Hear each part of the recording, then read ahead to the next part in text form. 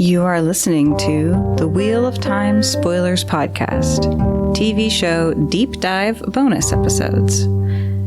These were originally recorded as videos, but technical limitations kept us from getting them out to you, so we have retreated to the audio-only format of a podcast. I have done my best to remove the silences from when we were watching scenes and chaotic background noises, but otherwise not edited the content at all for coherent thoughts. As with our regular podcast episodes, you can find these ad-free through our Patreon at patreon.com/WoTSpoilers. Welcome to Wheel of Time Spoilers. This is our breakdown of Episode 6, Part 2, the sexiness. Yeah, this is the sexy half of the episode. And we're starting here with the bath scene, which there's nudity, but it's not really sexy nudity except for one shot, which is very sexy. But I'm glad that they are doing non-sexual nudity in the Wheel of Time, because so much of the Wheel of Time, the baths in Faldar, the sweat tents, but all this stuff, like these naked meetings in the baths, it's like about time, right? Like I'd expect them to have this, right? And they did a good job of not making it sexual. Yeah, it's really nice to have non-sexual nudity. It's like, that is a thing. And RJ put a lot of emphasis on the fact that that's a thing. So yeah, I'm really glad that they're having more cultures do it sooner for us as the viewers' sake. But there is one very sexy shot in this. Yes. But and I just want to say, like, as Americans, like, I feel like so much of our culture is like nudity has to be sexy, and it's like not necessarily. Yes. Have you been to the locker rooms at the YMCA? Nudity is not always sexy. I guarantee it. I mean, just changing rooms in general just prove that point entirely. Do you think this is in the tower? Yeah. Okay, cool. Yeah. It's a sauna at the tower.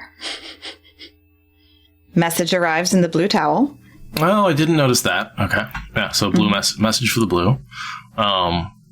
Yeah, these must just be servants who are walking in and out, is what my assumption. Novices or servants? Probably servants. I don't think that they're going to have novices as bath attendants. These are not Aiel.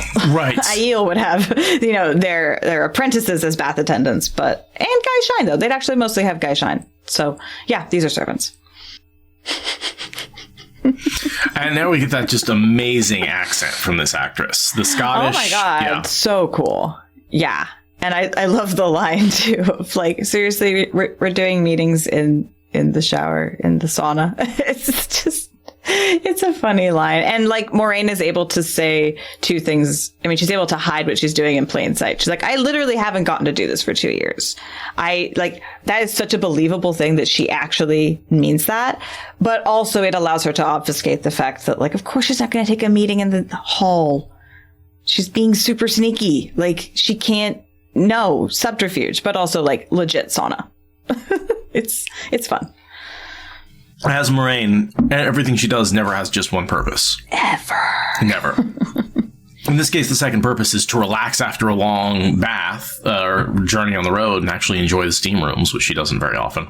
And it's a long damn day that she's having, and she's going to have to go right back on the road. Like, do not begrudge her one opportunity to take a hot shower. Right, and she knows, I guess at this point she doesn't know she's going into exile, but I assume she's the one who tells Suwon it has to be exile. Because of what happens in this conversation, but she knows she's going back on the road shortly. She just doesn't know the exact circumstances yet. So Maigan tells everyone to get up and leave. Mm-hmm. Again, confirming she has to be the head of the blue and that is a very well-known fact. Well, she's a sitter, so that's well-known. But yeah, just her authority is unquestioned by anyone. Do you think this is the blue quarters or just the baths in general? I was wondering that. It seems to me like the tower would just have a nice sauna spa setup for everyone, and maybe like there's like one that the blues favor and one that the reds favor, but like I don't think this would be in the quarters. I think that all Aes Sedai are going to want this kind of facility. I wonder because like part of the problem with the White Tower is they don't have elevators. So getting up to different floors is actually kind of a pain in the ass. And getting water up to certain floors is going to be more of a pain in the ass. So I imagine the baths would be on the lower floors, like as well as the kitchens, right? Mm-hmm. Yeah, I mean, I assume that they have some level of plumbing. Clearly, their sewer system is more advanced than the medieval period. Right. We see the streets being extremely clean, and I don't think that that's a historical anachronism. I think that's because indoor plumbing survived the breaking as a concept, especially for highborn magic wielders who were going to live for centuries. They didn't forget indoor plumbing as a thing. And neither did the Ogier who built this city. Yeah. So, they can get water a certain height, but yeah, I mean, without the power, there are physical limitations on what they're going to manage without electricity. So it's probably lower down. Yeah. But I can't imagine that there isn't a communal bathing system in the tower. Like these are fancy people. They want comforts. What do you think? I think just on power. Yeah, I think she's probing to see what the sentiment is. Mm-hmm. But I think it's on power. Her sanity is not in question. But that's something that Moraine, the disgraced sister, would be asking. So it's a worthy question to just be like, hey, what's the tenor? What's the timbre? Like, are there threats I need to bring to Swan's attention when I meet her in like 4 hours? I also love how this actress just looks like an angry school teacher. I'm just like, yeah. Oh my God, yes. Yeah, she's so stern. Yeah, I don't want to disappoint her at all. No, it's like, you have yet not turned in your homework for the third time. It is late, and I have a problem. Like, I'm just like, oh, I'm sorry. Yeah. Sean Chan. Sean Chan. And Sean Chan alert. The whole point is she wants to investigate that, which makes me think she's going to be collared. I agree, unfortunately. I think she's going to be our Pora character who gets fully lost. She's presented as way too anxious about this whole thing to not have a horrible end, and I'm already very sad for her. The only other thing I could see is her sending someone off to investigate, and that person gets collared, and then she has like guilt about it or something like that. Yeah, I think that she's going to be so worried about something like that happening that she's going to go herself, because we're being made to care about her and none of the other blues. So the only way for us to have impact when Egwene recognizes another Aes Sedai is for it to be someone we recognize from the tower. And Maiken is by far and away the most distinctive tower Aes Sedai that we're interacting with, aside from Swan, who I consider in the special category. Just sort of showing off the Blue Network, right? This is her investigation. She knows what's going on. The Blue Network exists. The Blue Network is powerful. The Blue Network sees all. Eyes and ears in every corner. Oh my God. Which is sort of mirrors the burning down of the inn in Barillon, Stag and Lion. The Stag and Lion. Sort of sending that money to recompense the destruction that she did. Yeah, because Moraine says that specifically. Like, the Blue is going to send money for him to build a bigger, better inn. They will hear about this. They will send money. I can do nothing because I know that the Blue is going to do everything. Like, it's fine. Well, did she send a message or did the Blue just do it on its own? I thought she sent the money. I think she just said it on its own. I think she said something like, I'll see to it, or the Blue will see to it, or something like that. But I always assumed that she was relying on something like this. Like, that was kind of always my just like subtext, was like, they'll hear about it, they'll fix it, it's fine. I have an insurance policy called being a spy.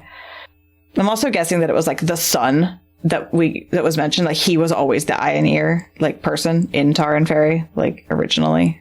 Gotcha. That's how I'm headcanoning that, is that the son that is mentioned, it survives and was always the informant in Tar and Ferry, because they just needed one there. No evidence for that. It's conservation of characters. So two things there. How did they get to the Two Rivers? The ways, which I'm sure we're going to encounter in the next episode. Mostly based on the previews I've seen, but also just logically. Yeah, I mean, and we know they see Trolloc bodies in the ways, which confirms that this is the right guess. Yeah. And what was the other thing? Oh, what did she say? Bringing Nynaeve. Yes, and then the most powerful channeler, which is, of course, Nynaeve. Yeah. And I feel like in the books, it's more of she brings two powerful channelers. They don't really... Nynaeve, I feel like, has gotten a little bit of a power boost early on, whereas Egwene is still like idiot novice trying to learn how to learn some basic weaves. Which mirrors how their experience in the tower goes in Dragon Reborn, where Nynaeve is instantly bumped up and Egwene is just left stumbling behind. This mirrors that. This is creating that same dynamic between them. The thing I wanted to point out about this whole section is it keeps flipping back and forth between the two of them, right? And she's always in steam. Moraine, you can always see clearly. And Mygan is always seen behind steam. And I only bring this up because there was a scene in, I can't believe I'm going to say this. There's a scene in season 1 of Game of Thrones where I noticed the placement of an incense bowl that was making smoke in a scene between Varys and Ned Stark, where it was very obvious symbolically that Varys was blowing smoke up Ned Stark's ass. Like the placement of it and the way it kept flipping back and forth, it just screamed like a neon sign to me that the smoke is an allegory for the fact that Varys is completely lying to Ned. And so what do you think? This is a smoke screen? Well, so then I was looking at this being like, it's one of them is obscured and one of them isn't. I'm not sure who's blowing smoke up whose ass here. I mean, we know it's Moraine. More so, but yeah. I'm not sure what it allegorically means here, if it means anything, but it just, one is obscured and one isn't. And I don't know.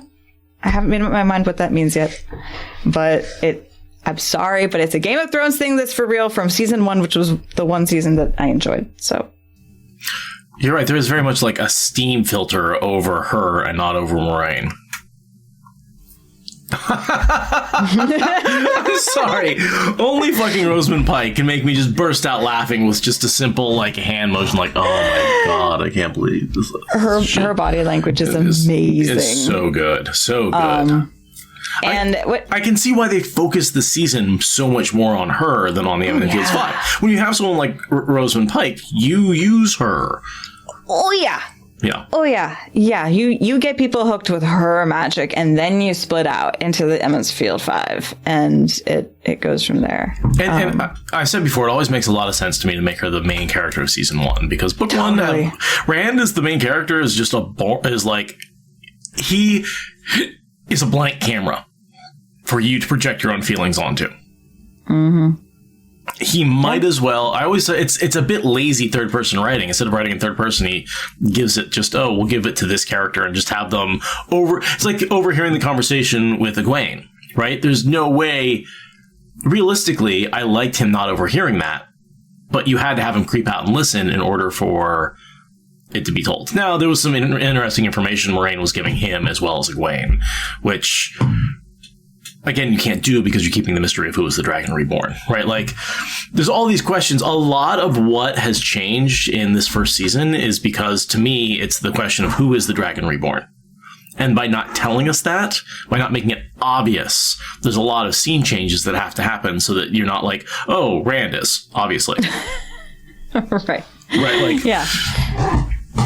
You know, if you give that as a top-line premise, like, oh, we're not going to reveal the Dragon Reborn, a lot of the changes that have happened make sense to me. So much so. Yeah, I'm nodding. That's yes. And the hate her all you want line is just like, that tells you what they have been doing for the past 20 years, is presenting a very cold, disunited front. Like, it's not just that they're absent from each other's lives, it's that there is animosity in how they have presented their relationship to the world. Like, and that's like going back to when they were first raised, despite their friendship as novices, you know, like there's history there that we're getting filled in on. Like, hate her all you want. Like, this is a long-standing problem. And that seems to very much mirror the situation that Suan and Leanne did in the Rebel Hall, is they pretended they hated each other while secretly being allies in order to be successful. And it seems like maybe this is where that came from. Maybe that's a reuse of that in this particular... I mean, we know that they were totally... It always did seem a little weird that Elida was the only one that remembered their friendship. Mm-hmm. That always seemed like a little bit of a plot hole that, Elida is the only one that remembers that those two got along and is still... Like 20 years ago? 20, yeah. What? But that's not that long for a lot of these Aes Sedai. Exactly. I would think more of them would remember it, yeah. That doesn't seem like long enough to forget that much. It's like, normal teachers remember their students 20 years later. Right. Like... Okay. Anyway, so that was always a weird plot hole. So it's nice that instead of being, they just ignored each other, now it's like, they're actually antagonistic. And to me, that is a more realistic way to take a friendship that goes sour than, they just ignore each other now. Yeah, exactly. Especially because they gave us the thing about Alana remembering like the illicit pets that Moiraine had. Like, she definitely remembers who she was best friends and lovers with. She definitely remembers that. So they're giving us the reason why you have to have more than distance. You have to have antagonism. It's also why I think they're putting Myrelle and Alana together, because Myrelle was the friend, not Alana. But now Myrelle, and so it seems like they're giving Alana some of Myrelle's memories and friendships of being in that sort of friend group. Because and Alana is in that friend group, just less so. Yeah, she's like on a farther out circle. Wasn't it Suan, Moiraine, Myrelle, and wasn't there a fourth that was like kind of close with them? And Shiriam, that's right. But only two of them were in the room, and that's why they ended up, when the prophecy happened, and that's why they ended up being even closer. They almost told Shiriam. I mean, granted, Shiriam wasn't Black Anja at the time, because she was still accepted. So she was technically would have been fine, but she would have sold them out later because her reasons for, unless this could, if they had brought her in, maybe she would have not gone Black Anja because she would have had a reason to fight before she got seduced by petty politics. I don't know. But it was Shiriam, and then Alana was like, the fifth friend, just farther out. And like there was several other, Leandrin and... The Peter Pettigrew of the group, Well, not exactly that much of a hanger-on, but just the larger body of women who were friendly, but not on the innermost secrets. Because there was this huge group of Aes Sedai who were novices 20 years ago. There's an age cohort. Yeah. For sure. Or a rank cohort, I suppose, more than age, given how Aes Sedai gain rank. But there's a cohort. I always think that's the wheel being like, I need a bunch of Aes Sedai to be ready for the last battle. Let me give a class 20 years ago. Yeah, very much so. And then what happens next here is basically the plot of New Spring being recycled. She's like, that's ridiculous. No, you don't even know what my point is. Like, you can't just stop my quest in the middle of it. But it does seem to be that. She looks like a loose cannon needing to be, nailed down and kept under closer wraps. Like, that's what she presents, and she's being treated accordingly. But it's dumb. But this is basically New Spring.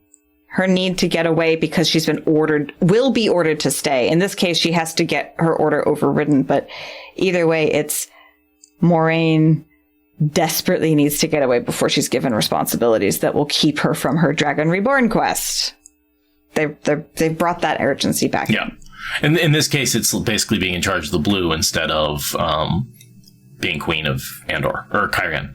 Yeah. And that's why I think that she is still going to go west to investigate the ships. Like, she's got other blues she can pick. It'll probably be Shiriam or one of the sitters. Like, I mean, there's a lot of blues that are going to come up later that they can have be the head of the blue in her absence. Because we need to see her in a collar in order to understand what Egwene is about to maybe not avoid.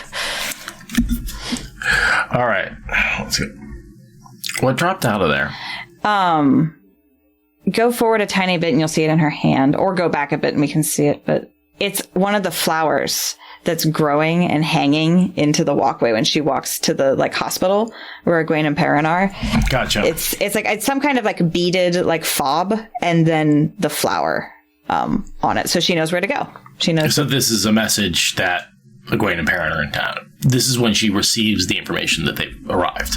This is when she receives the information about where they are. She knows that they've arrived, and she's waiting for news about where to go. And those flowers, you'll see when she walks in and is being brought in by the Yellow Sister, you'll see those flowers growing over the door. Oh, yeah. I mean, they cut right to him right there. Like, they're over my head. Yeah, they're all over this whole walkway. She comes up into the room. And I couldn't find anything out about this Yellow Sister. She's just named Yellow Sister in the X-ray. But I like that Maureen works with yellows, and also yay for a plus-size actress in a beautiful dress who's also a racial minority getting an important little bit part with speaking lines. Yay for that. But it's just a very yellow scene. It's just a pretty plain scene. And notice there's an Aes Sedai who totally gives Moraine a double take when they go through. Because Aes Sedai stuff. So do you think that could have been Shamaran? Shamaran? No. Shemral. Oh, what was the fuck your yellow sister? What was the quote about? Chesmal Emery. Chesmal Emery. Do you think that's what they tried to make Chesmal Emery? And that was like, nope, we just have to make her an unnamed yellow sister? Because I mean, either that or the sister getting burned, but I could see it being like, oh yeah, like, which Aes Sedai should we have Moraine trust implicitly? Chesmal Emery. And Rafe was like, hell no, and Moraine does not trust Chesmal fucking Emery. I will headcanon that's what this was about. That's what. Until we see another yellow, I know different. Because she did say it was a healing scene that they were like going to have her healed by a yellow or something. Have a yellow do the healing. So he's like, not just whatever. No, the fans will murder me. Yeah. So you see, there's that yellow sister. Yep, totally gave a back take to be like, who the hell is that? Or what the fuck is Moraine doing in our hospital? Right. And again, more of those plants just growing everywhere. Like, whatever this plant is, it must be medicinal. Is this a yellow hospital, or do you think is it just a secret place that... Like, I think it's a hospital. Yeah, okay. I think that Egwene and Perrin got into the city and looked for healers because Perrin was in such a bad way. And because it's Tar Valon, they got taken to a yellow-run hospital because I think in this version of the world, because Rafe isn't a fucking idiot and be running things according to Ashamael's plan, the Yellows actually do things like run a hospital in their own fucking city instead of like, once a month we will bestow healing out of the back door, don't worry. Like, they need to run a hospital, and it's ridiculous that they don't have one in Tar Valon of all places. So I think that he just made them have one here. But Perrin would have been like getting feverish and going into shock, and like he needs medical attention. And question, we never saw what happened with the wound on his leg. That went away in the 1 month later with the Tinkers, right? That was just the wolf licked it. Yeah. And then there was no that's actually, I'm a little miffed about that, to be perfectly honest. They set it up as a big thing. He wounded it. The wolf licked it. And then we were with the Tinkers 1 month later, and we would assume at that point it either would have gotten better or had an infection. I'm assuming that in that month it got bad, and the traveling people dealt with it because they have kick-ass road medicine, and they've dealt with animal bites and infections, and like that's just one of those things that happened in the course of the month was his wound like getting dealt with by Ila's expert care. I would have loved to have seen a line about that, like because there was two or three shots. There was an extended shot of him pulling it up. There was a whole thing with the wolf licking it. Like, there probably is a scene. They probably filmed it. It's probably on the fucking cutting room floor, like all the other shit that we need. Amazon, please name your price. I will pay so much money. Just give me the whole thing. All the herbs, all the lanterns. This looks like a really cool... And look at like that stuff hanging like right over your head. There's like these vials. It's like, I'm guessing it's some kind of like centrifuge that they're able to like spin to like make like extracts of various things, you know, with like alcohol and stuff. Because like, again, this is not medieval period science. What do you think about that? I have people watching for their arrival. She knows they've arrived. She doesn't want them running to meet up with each other and maybe running away. She knows if they come together, especially if Nynaeve is in the mix, which Egwene doesn't know Nynaeve is alive yet. Moraine knows. Then they'll all run away again. If Nynaeve gets all of them together, she's going to take them all away. So the only way for Moraine to keep them secure is to keep them isolated until the appropriate time to bring them together. So she uses two true statements to give a completely misleading impression. I understand her reasoning, but it's nefarious. It's a little bit. It's because it would be better to be like, I have them. I will, once Perrin's healed, I'll bring you to them. Right? That seems like not a hard thing to say to her. But she doesn't trust her not to go running off and trying to find Rand on her own anyway, because she has had more than enough of Nynaeve's attitude at this point. I have it on good authority that they're alive. My authority. I've met them. Yes, my authority. Extremely good authority. I trust it implicitly. It's like, you know how you hear a first-hand account? Moraine's heard a 0th person account. First 0th hand account, yeah. It's when you're yourself. Yeah. So is his back still wounded at all, or it looks completely clean to me? Not that I can tell. I don't... it seems like the healing's been done, and now he's in that, 12-hour coma level sleep that happens when you get a serious healing and you have all that strength. And also, he probably hadn't slept for 2 days, so... Right. Yeah. Because I am the future Amerlin's seat, and I care. Yeah. He was still moving and moaning and writhing around when you fled the tent. You can't make that promise. Yeah. I am so annoyed with her for saying that, because you know damn well you didn't kill him. Yeah. But there's this moment, just a tiny bit. So she says this line, right? And Moraine's looking at her with this new light of damn, you really have some fire in you. And then there's the sound of flame, crackling flame, comes into the Foley, and there's just this long shot of Egwene's face with a flame in the background as Moiraine is reconsidering her.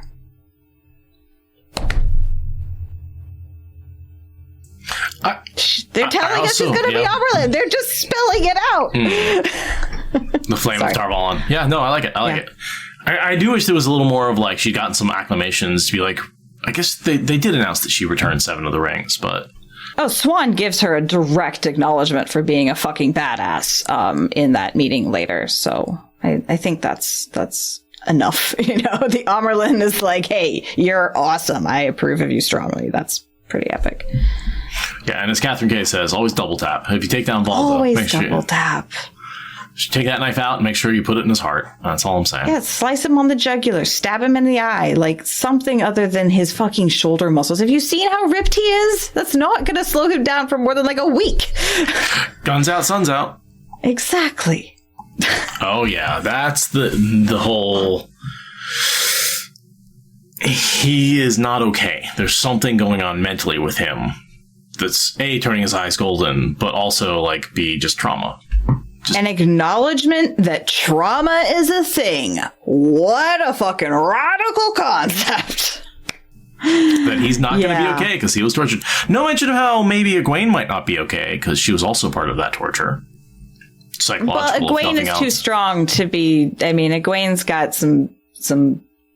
It was fine. It wasn't that bad for me. Which none of us here have any empathy with how that works. I've never done that. Yeah, but she's such a carer. And Perrin was physically much more wounded. So, it makes sense for her to think that. But it's also girl, you were tortured just as much as he was as far as the psychological trauma is concerned. And she was kind of the one who set them free and the one who stabbed Volta. So she actually... Right. She, was less helpless in the end, but also she was, channeling to try to get herself killed. There was it was a lot. But yeah, that the show is acknowledging psychological trauma as being just as real as physical trauma is really, really excellent. And you can't heal that away. No, you can't, unless you're subject to Grandal, in which case, is that really healing?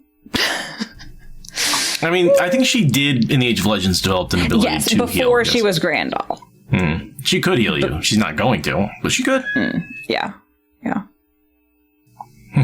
Moraine's oh shit, yeah, I know what this is. Yeah, cut you right off right there. I'm going to stop you right there. Yeah, it's interesting. This is an amalgamation of conversations that happened with Nynaeve and Perrin.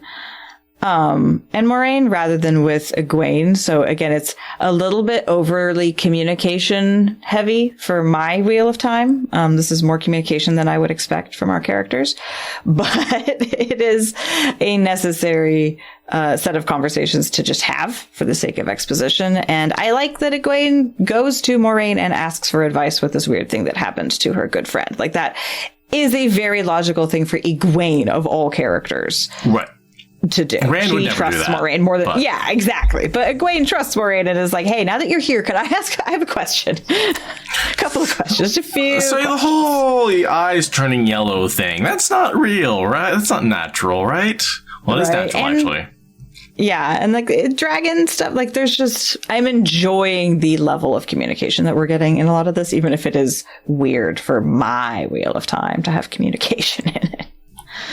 I mean, again, as we said, the Wheel of Time, if there was communication, right? And Rafe is like, well, I need to base my series on a book that's about this long, so if I have communication, I can cut out a lot of that crap in between and adapt something that's a little bit shorter. Yeah. So, I'm wondering, Moraine's line there, they would do him harm if they knew. I'm wondering if this means that Elias, as an event that happened at the tower, was kept. And the character may or may not be kept, but the event 15 years ago or whatever, was kept as part of Tower lore and part of Aes Sedai lore. Like, that happens sometimes, occasionally, or at least has happened once in recent memory. There has to be, she has to know something about it. She has to know what's happened. It has to be relatively common that people would know. Like, other than just like, oh, his eyes are turning. Again, maybe they think he can channel. That's the only, like, reason they might want to try. But she doesn't seem to think that. She might also think that, like, they might actually just want to hurt him for the yellow eyes. So, I don't know. I'm thinking that maybe this is based on a known event.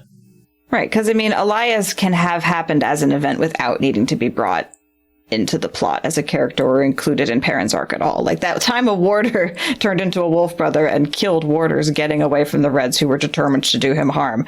Like, that was a big news item. You could also have him have been hunted down and killed, which would be a more serious warning for, you know, what happened to Elias? Oh, he was killed. Yeah, different turning of the wheel. Elias didn't get away scot-free. He ended up killing warders and dying for having done that. That absolutely could have made sense. And yeah, Moraine's like, let's shut this down. I don't need more warder drama on top of everything else right now. So what do you think that we don't know shape or power they will wield? I love that she's a scientist about this thing. She's like, the more I study, the less I know.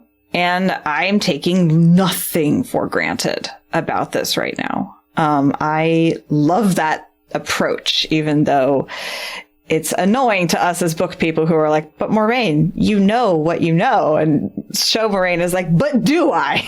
Because we don't actually know what the prophecies are in the TV show. We don't know what they've been told, what they've been... We learn that Katara's whole...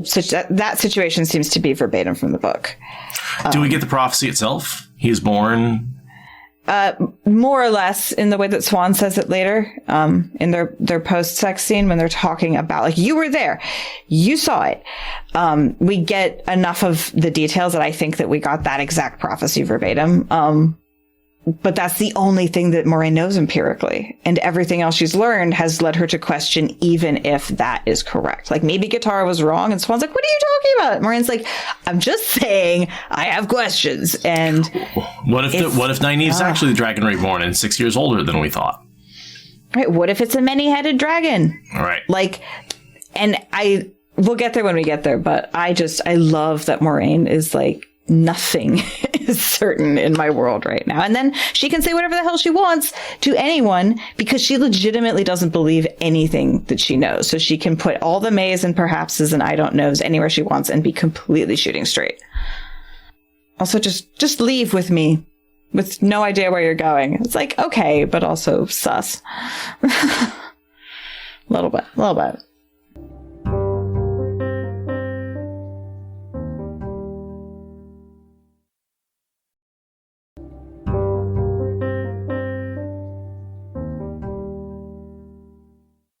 So is this setting or rising sun? This would be a setting. This is setting. Because this is about to go into Moiraine preparing for bed.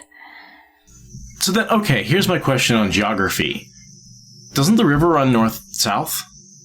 Wouldn't the river, that because that's distinctly upriver. So wouldn't that be north, and the sun would set in the west? The sun definitely sets in the west. That is right. The thing. I mean, and probably in the southwest. That's the only thing I can think of is maybe this. What time of year is it? What time of year? I mean, spring or like maybe Beltane, and then a month. And then a month. So I mean, is spring. So yeah, spring. So the sun is heading south. It's not. It's heading north. It's heading north in the sky. The days are getting longer. That's what I'm trying to say.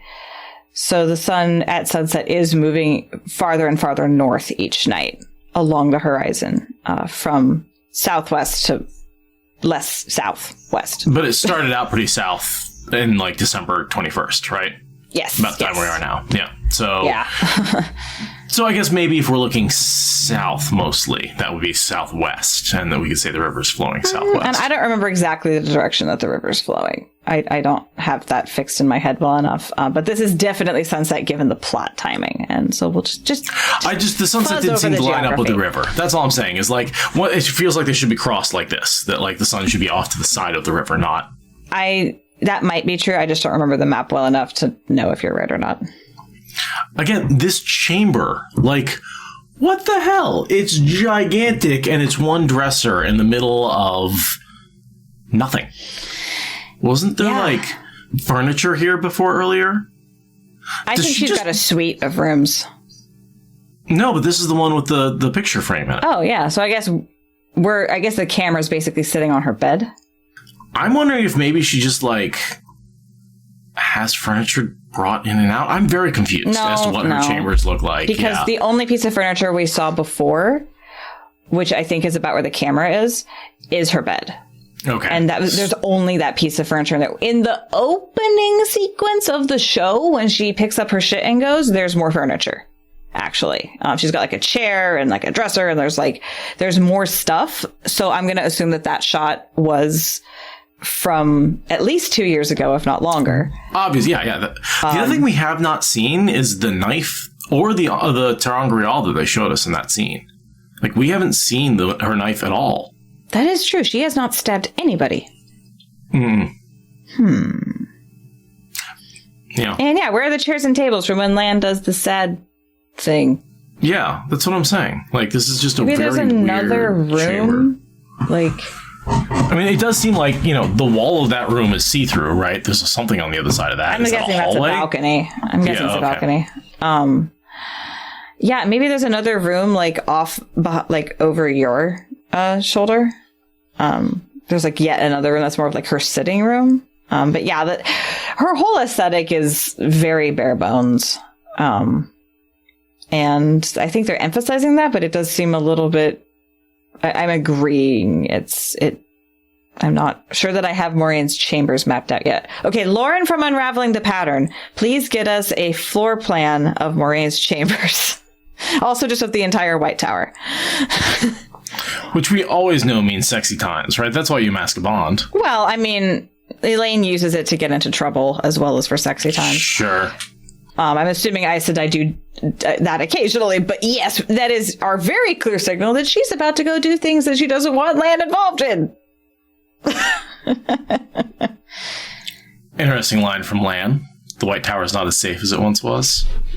Well, I'm guessing that the warders are passing around the gossip of the tension, being like, oh yeah, no, you've been gone 2 years. Shit's gotten... What's that thing Cian says later on? Like hot quivering jelly of suspicion. I'm guessing that the warders talk about that because, they want to protect their Aes Sedai, and he's gotten that update. She takes off her ring and starts moisturizing her hands. I wonder why. I have no insight into that whatsoever. All I know is I keep my fingernails nicely trimmed.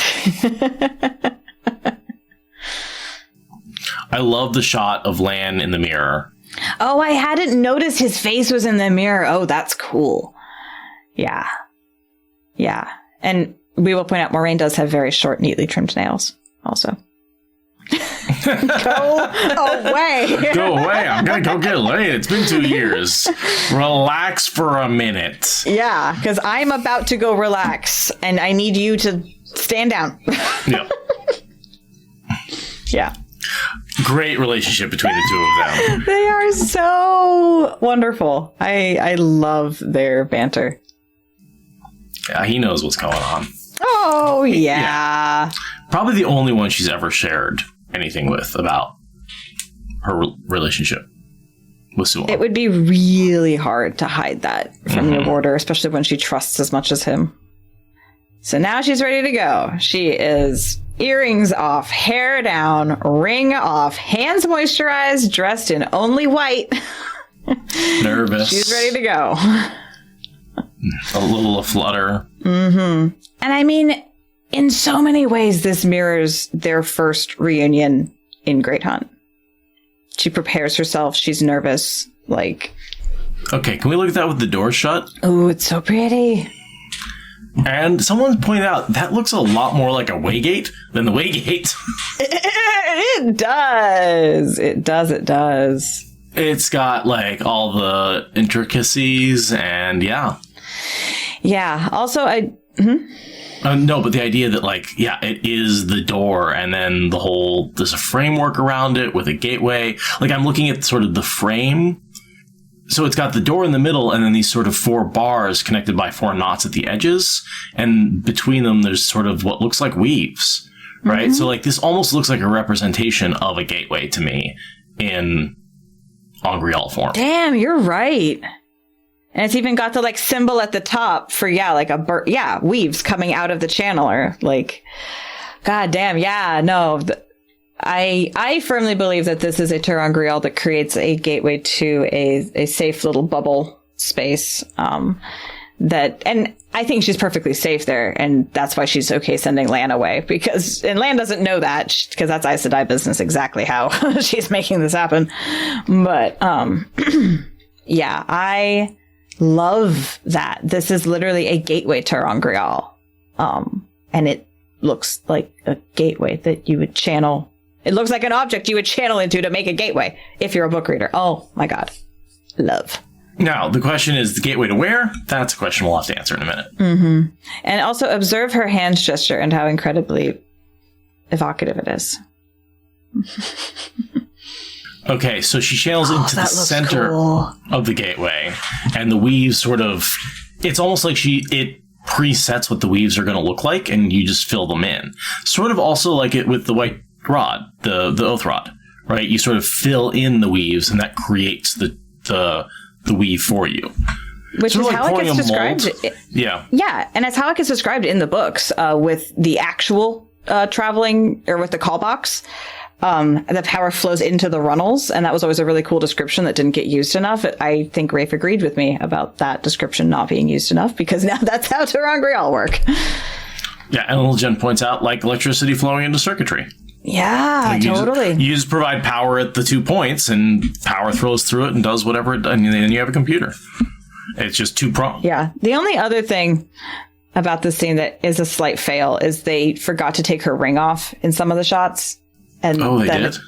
But she takes it off on the desk, but then when she goes to close the door, it's on her hand again, and then when she makes the weave, it's off again. That's just an error. Oops. I like how we thought this was a flashback scene because the lighting is so harsh. It makes her look hair much down. Younger. She's dressed in white. She's trying to be the novice girl that she was before everything changed in their relationship. We were right to think she was de-aged. She de-aged herself, literally. But the harsh lighting also makes it look very, it changes her face. Yeah. Yeah. Now, partially why I don't think this is just a gateway and why I think this is the world of dreams is this right here. When you step through an open gateway, you just step into that like it's another room. This very much feels like leaving your body, entering another world, entering a dream, perhaps, rather than just entering another room through a gateway. I agree. And now we have this hut. And I need to pause, and I want to go back. We're at 3309. I want to go back and compare this hut to the hut she grew up in, because I do believe they're the same. I agree strongly. It's just a little more furnished. Just a little more furnished. But do we get So here's a decent shot of her hut. I mean, door, frame, everything. This is... Okay, again, Lauren, unraveling. We need a map. Yeah. Yeah, it's just more furnished. She's just got nicer stuff in it because it's a dream. And so she can have the nicer shit to make that the slightly more comfortable place than it was when she was growing up. Just slightly. But, like, look, even the hammock is there that she was sleeping in. Like, all the fishing nets, like, there's some nicer curtains hanging in the corner. But, yeah. She's got lamps, that they didn't have before. Like, whatever, nice. But these are the same textiles. walls, same place. Yeah. And this is 40 years later. I cannot believe that this is a real place. No. It has to be. It burned down in the cold open 40 years ago. Right. Yeah. Right, no. of course. So it's destroyed. So there's no way it's the same place, but it is the same place. I'm saying World of Dreams confirmed. I don't care what the bonus material says. I don't think the bonus material says it's not some part of the World of Dream constellation of features. I don't think that the bonus material explicitly takes that away. And yeah, this is a dream. This is a dream space that they are going to in the flesh, where they are safe, where everything is under their control. There is ample evidence across this entire sequence that is the case. Yeah, and I don't care what anyone says. And keep an eye on their clothes. Yes, same. Oh, chat said this is the place she would have built for her family. My heart. Don't smile. Like, I know. Oh my God, everything about their interaction is like, we could go over every gesture because it's just all delightful and wonderful. It's just so great. It's so great. And they both do that to each other. They both like disarm each other's anger with being cute. And they're both like, God damn it. Why are you like this? Why am I like this around you? And it's just, oh, they're so cute. Also, she was waiting on Moraine. That's where her line, she waits for one woman and it's not you. Swan was literally waiting on her. One thing I'll point out on the reverse shot here, does that behind her head, partially obscured, that looks like another frame to return to the White Tower.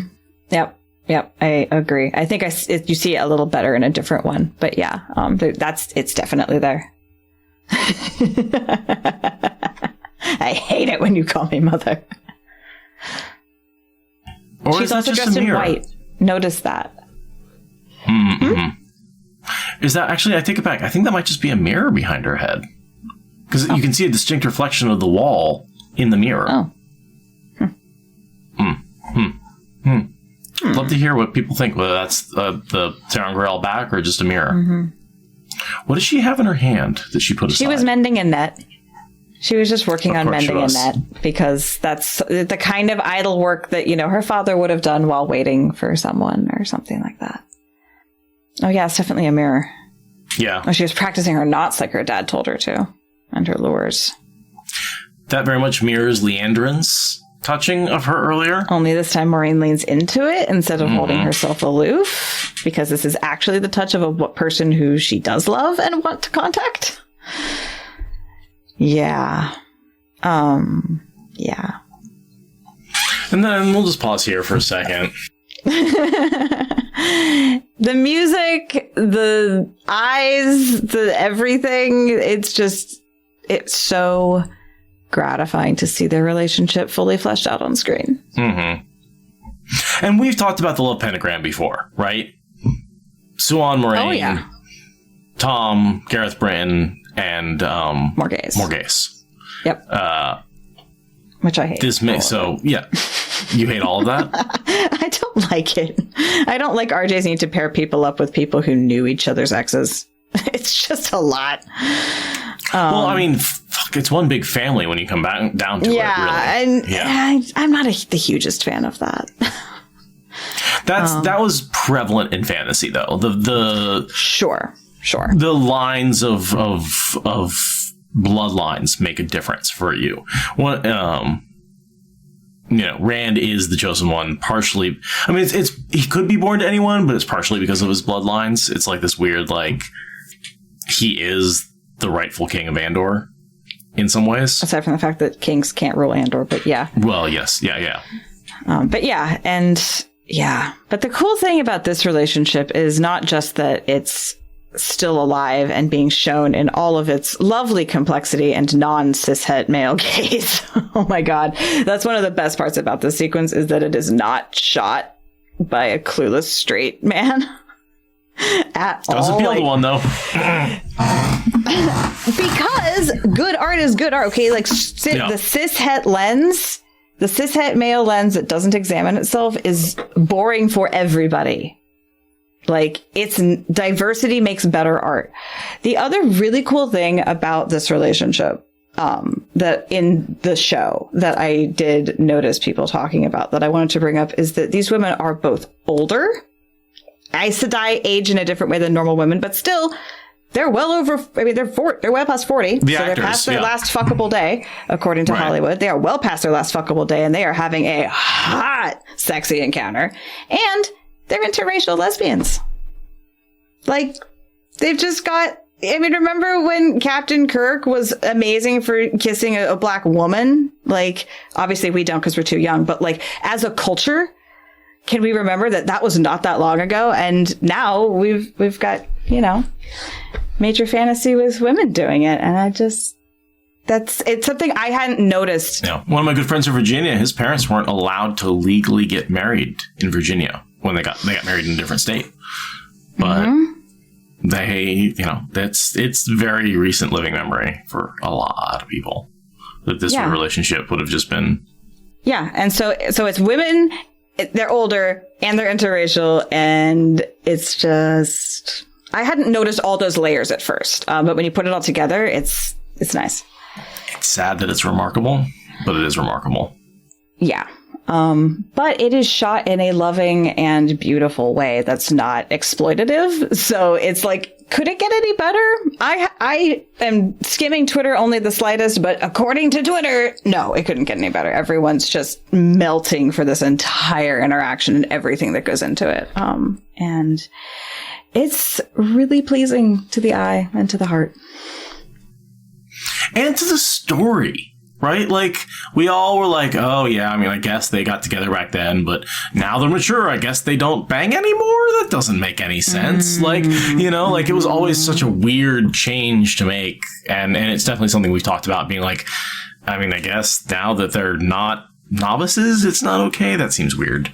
Yeah, because it was just a college thing. It's just for girls. It's not for mature women, certainly not for blues that are dedicated to their cause and on and on. Yeah, no, and I do think it adds to the story to give Moiraine a more human dimension. We're seeing her far more upset, distressed, excited, in love, angry. We're seeing so much more of her because this is the one person she can relax around. And it just, I think it adds to the story a lot to give Moiraine, our main character, this human side that has been very lacking on purpose up until now. I kind of think of it like the first time you see your teacher outside of school and you realize that, like, they have to go grocery shopping. And you're like, oh, wow, they eat. Right. Yeah. And, like, I feel like there's a similar sort of experience with Rand and Moiraine, where Rand, like, sees her as an Aes Sedai, and here we're seeing her outside of quote unquote class. No longer is she just interacting with Rand, which is how we always saw her in Eye of the World. We're seeing her in her own element. How much POV do we get from Moiraine before she goes away? Not much at all. And we've got more POV from her. Yeah. Yeah, hardly any. Mm-hmm. And it's usually about the boys. Yeah. Another thing to point out about this is that Rosamund and Rafe both wanted Sophie to be Swan. And Rosamund wrote Sophie like a letter being like, please take this role, please. I really want to play opposite you for this. And then you watch this scene and the chemistry they have, and it's like, also On Your Knees, which is, that was an ad lib. Moiraine's? Yeah. It was an ad lib, and that means that Sophie's reaction to it is like, that's an improv real reaction. I have a hard time believing that's improv with the earlier setup for it, with the On Your Knees and the whole ceremony around that. I haven't watched the interviews in which that quote is claimed, but it's considered canon by the people that I follow on Twitter. So I like that.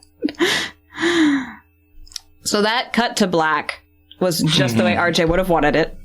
Yep. Just a bunch of eyes and hands and meaning, and then cut to black. That's how RJ would have wanted it, and I approve. And then 2 people smoking in bed afterwards. Just drinking in bed and being like, yeah. There's one other note. Okay. When she says no love but the seat in that whole build-up, all I could think about was Egwene. Please let her have no love but the seat. Please. Please. No going. Daddy needs a new pair of boots. No whammy, no going. Anyway. Yeah. That scene just, it makes everyone happy. Even people who aren't queer, it makes them happy. And they are in new clothes, but obviously they took their clothes off, so that's not unexpected. I think the fact that they're in different color clothes that have color and have patterns and are beyond that whole like novice coloration. I mean, and admire this Paisley. Swan loves Paisley. This is something I noticed in this episode. Swan has a thing for Paisley, so I stan her even harder than ever because I also love Paisley. So she has excellent taste in patterns, but it's like the tension has been released. This is afterwards, and they've dressed in something a little more like normal. Like if they lived here, this is the kind of clothes they might wear, right? And Catherine K is pointing out there appears to be a white dress on the bench right there. Yeah, because that was like, woo, we're done with this. Yep. For sure. Also, she's wearing her ear cuff, which she was not wearing before. Who is? Moraine. Moraine? Yeah. Yeah. She's on her right ear. She's got that gold cuff. And she didn't have it on before. So this is another one of the things where either they fucked up or it's Teleran Riyadh and bits of jewelry can come and go. And that is a piece that she thinks of having. I want to think that it was a gift from Swan. And when she wears it, it's a way of displaying that. But like no one ever knows because Swan gave it to her in private. So she like wears it to the hall to get exiled and all this stuff. And it's like, it's just right there in front of everyone, but nobody knows what it means because otherwise they fucked up by having it in here. And I don't want them to have fucked up. Well, with her hair down, I'm having a hard time. I'm going to go back to when her hair was up. That's the other So it's ear. on this ear. That's the other ear. Oh, I thought I saw it in the mirror there for a second. It's deliberately obscuring. The damn head. Yeah, okay. So, well, I don't think it was there. Maybe, did we see her jewelry on the table at one point? Yeah, we're getting a great shot of the other ear. And then she managed to just cover that one right up. Oh, there. It's not there. Yeah. Okay. Yeah. So I'm choosing to believe that that's evidence for Teleran Riyadh. The thing I thought was going to give me real evidence was Swan's tattoo. And it didn't, unfortunately. Her child version is a mirror of her adult version. And I gotta think that's just a weird error that they weren't able to reverse. I can't headcanon a reason for why that would be. Unless the whole cold open was a memory and everything was reversed, but that just none of that. I think it's just seems like a mistake. Yeah. Oh well. I also like that Moraine criticizes her taste in ale because she's still a country girl at heart. It's interesting. So it's like she's like, we're basing it on our very specific prophecies, whereas Moraine's like, I don't know. There's a lot out there. Yeah, it's really cool exposition and world building all piled into one thing. And yeah, again, like she's just being so scientific about it. Yeah. And I love her dress too. Also, like that is a comfy, hot climate sort of drape. It looks, as the legend is saying in chat, hecking comfy.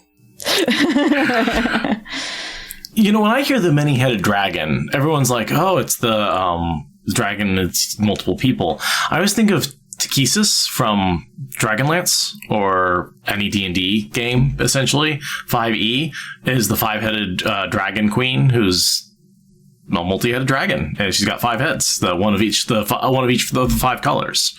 I think it's black, white, blue, green, red. Nice. I tend to think first of hydras, from Greek mythology, the serpent where you cut the head off and then 2 more spring up and then so on and so forth. You learn an exponential lesson while being rended by an evil creature. But then the other thing I couldn't help but think of was, well, first of all the fan speculation that raged when they introduced the concept of Egwene's ta'veren. And I just like that they're just like, let's just talk this out. The conversation that you all were having on Twitter while we were filming this. Let's just talk this out. But then the other thing is The City We Became by N.K. Jemisin, where she literally takes the soul of New York and splits it into 5 different people to tell that story. And that is the entire premise of The City We Became. That's not a spoiler. That's a hook. So obviously this headline has nothing to do with that, but that's where my mind goes. It's like, well, it worked for Jemisin, so I mean, she's not wrong to consider it. So yeah, the vision of the baby being born at that moment. So that seems to be pretty accurate. That seems to be like they're keeping it out of the book, yeah. Yeah. Obviously without he is being born. Right, sure. Which Book Moraine would never suggest bringing in the other sisters, ever in a million years. Like, when they were accepted on the brink of becoming sisters, yes, she did suggest bringing them in. And Swan was the one who said no. So they're keeping that. But Book Moraine, 20 years in, never in a million years would she Which makes me wonder, I think what they're just trying to do is show some doubt. Like, be like, the Book Moraine that we know would never have shown doubt. But here in the privacy of Tel'aran'rhiod, Riyadh, she can, and I'm dying on that hill, she can talk to Swan. I'm dying with you. I will watch your 6. That smile from Moraine. Yeah. Their interaction is so pure. They have so much chemistry. I love them so much. And that's probably the cutest that Rosamund Pike has ever actually looked. Oh my God, for real. I hear like whippoorwills in the background. Lots of birds and animals. I love the background soundscape. It's really well done. I said this was a bedroom scene. I said it was a bedroom scene when we got it in the trailer. I was fucking right. Finally, I was right about something. It was obviously a more casual scene between the two of them. We weren't sure if it was like, in the baths or like what the meeting situation was. But no, but I said like that soft lighting and her hair down. That's gotta be a very intimate moment where they're talking frankly. I knew it. And then she gives such a good line. Or she did, and we skipped it because I was talking. Okay, first I want to just go back just real quick. Moraine kept the "I will kill them myself" line. I thought we according to my notes, it's before this. Right there, yeah. I'll kill him myself before I let them have him. I'm so glad that they kept her giving that line in a steely tone of voice. Not to them, but I'm really glad that they kept that line. I would have liked to see it delivered to the boys themselves, because that explains so much of their distrust of her. Yeah, they had her accidentally kill a ferryman instead. So, the dreams. I have questions. Swan is not a dreamer in this series. And where does she think the dreams are coming from? Why does she trust them? Why don't they ward their dreams? Why don't they assume that dreams can come from the goddamn Dark One? Like, yeah, why? Yeah, no, I'm just, you have a dream and you're trusting it? What? Why? I need the fish guy from Star Wars right now. This is clearly a trap. Like, oh, I'm so weak and wounded. What? Call an ambulance, but not for me. Like, not for me. Why is the most powerful woman in the world not able to ward her dreams and not able to wonder if her dream, like, what are we not getting? The only way this makes sense is if she is a dreamer and has some kind of training or a Terangrial or some way of confirming and protecting, because otherwise this is just Swiss cheesing the plot so hard I don't even know what to believe. And thank you, chat, for giving me the gif of the fishman from Star Wars. I appreciate that. That makes me feel better. But it is big Supergirl energy. Big Supergirl energy. I have no idea. I don't watch Star Wars. Why do they know that? Why is it certain death? Why we don't know. Swan points out we don't know that. Moraine is assuming that and saying it like a fact because she has to be willing to accept that they will all die in order to take them. She has to be willing to make that sacrifice and that choice for them. Put up 4 normal people against a Forsaken and are like, go defeat him. He's going to just mow him down. And the idea is that only the dragon will be the only one who can survive that. Probably. Yeah. And I love that Swan's like, the fuck are you getting hung up on?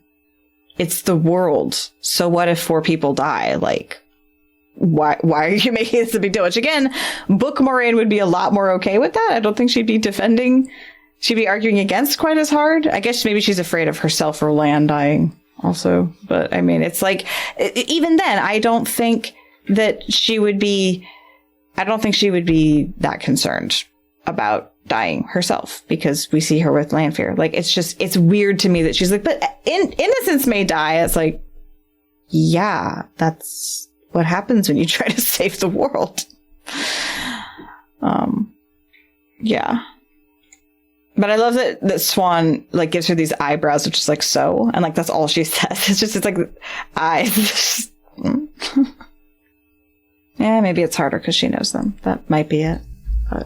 Also, let's point out, you know where Baalzamon is. You don't know where the Dark One is. Yeah, I'm very curious about how much their incorrectness to book canon is because they're wrong versus because things have been changed. Like, there's a lot of stuff where, like, they said, we don't know. So anything that you think we've changed from canon, you don't know that we've changed it from canon. We've just changed what the Aes Sedai think they know. I'm so curious, like, how the eye actually plays out. Again, I think it's an assumption, but not a, like... It just seems like a lethal situation. Yeah. Only the dragon could possibly survive that confrontation. But it's an assumption. It's not certain. That's a rough statement, because it's not going to be this one. It's really, really rough. But it harkens back to Ela being like, I can make a world where the next time that we spin out, the world is a better place and we can have more time together. That's... hope of salvation and rebirth. And then Moraine's like, hell, I'm sleeping my last night with you, maybe in my life. And again, there's that dating and passing through a gateway that brings them back to the White Tower. And their comfort is just, they can't be in the real world. And I don't think they're in Tel Aran'rhiod proper, because that's a very dangerous place. I think they're in a place that is secluded and safe and bubbled off and is based on Tel Aran'rhiod, but is not just the open world of Tel Aran'rhiod MMO, you know? And we've been told they're doing it with the World of Dreams, right? Like, Rafe says you have to have the World of Dreams. So I don't know. The idea that it's just a teleportation when it's to her childhood home, recreated beat for beat with more furniture, is like, I mean, she's certainly powerful enough as the Emerald to create a space like that and have it kept up. But that seems like an unnecessary risk. Huge security risk. Yeah. She would never be meeting Moraine somewhere that anybody else knew about at all. Also, it looks way too kept up to have been neglected for 2 years. Mm-hmm. Yeah, no, it's beautiful. It's perfect. They change their clothes. Like, they've got ale. It's too perfect. It's like a dream. And you can teleport to a dream in the flesh. Fine. That is an argument you can make. It's poor word choice to a book reader, but fine.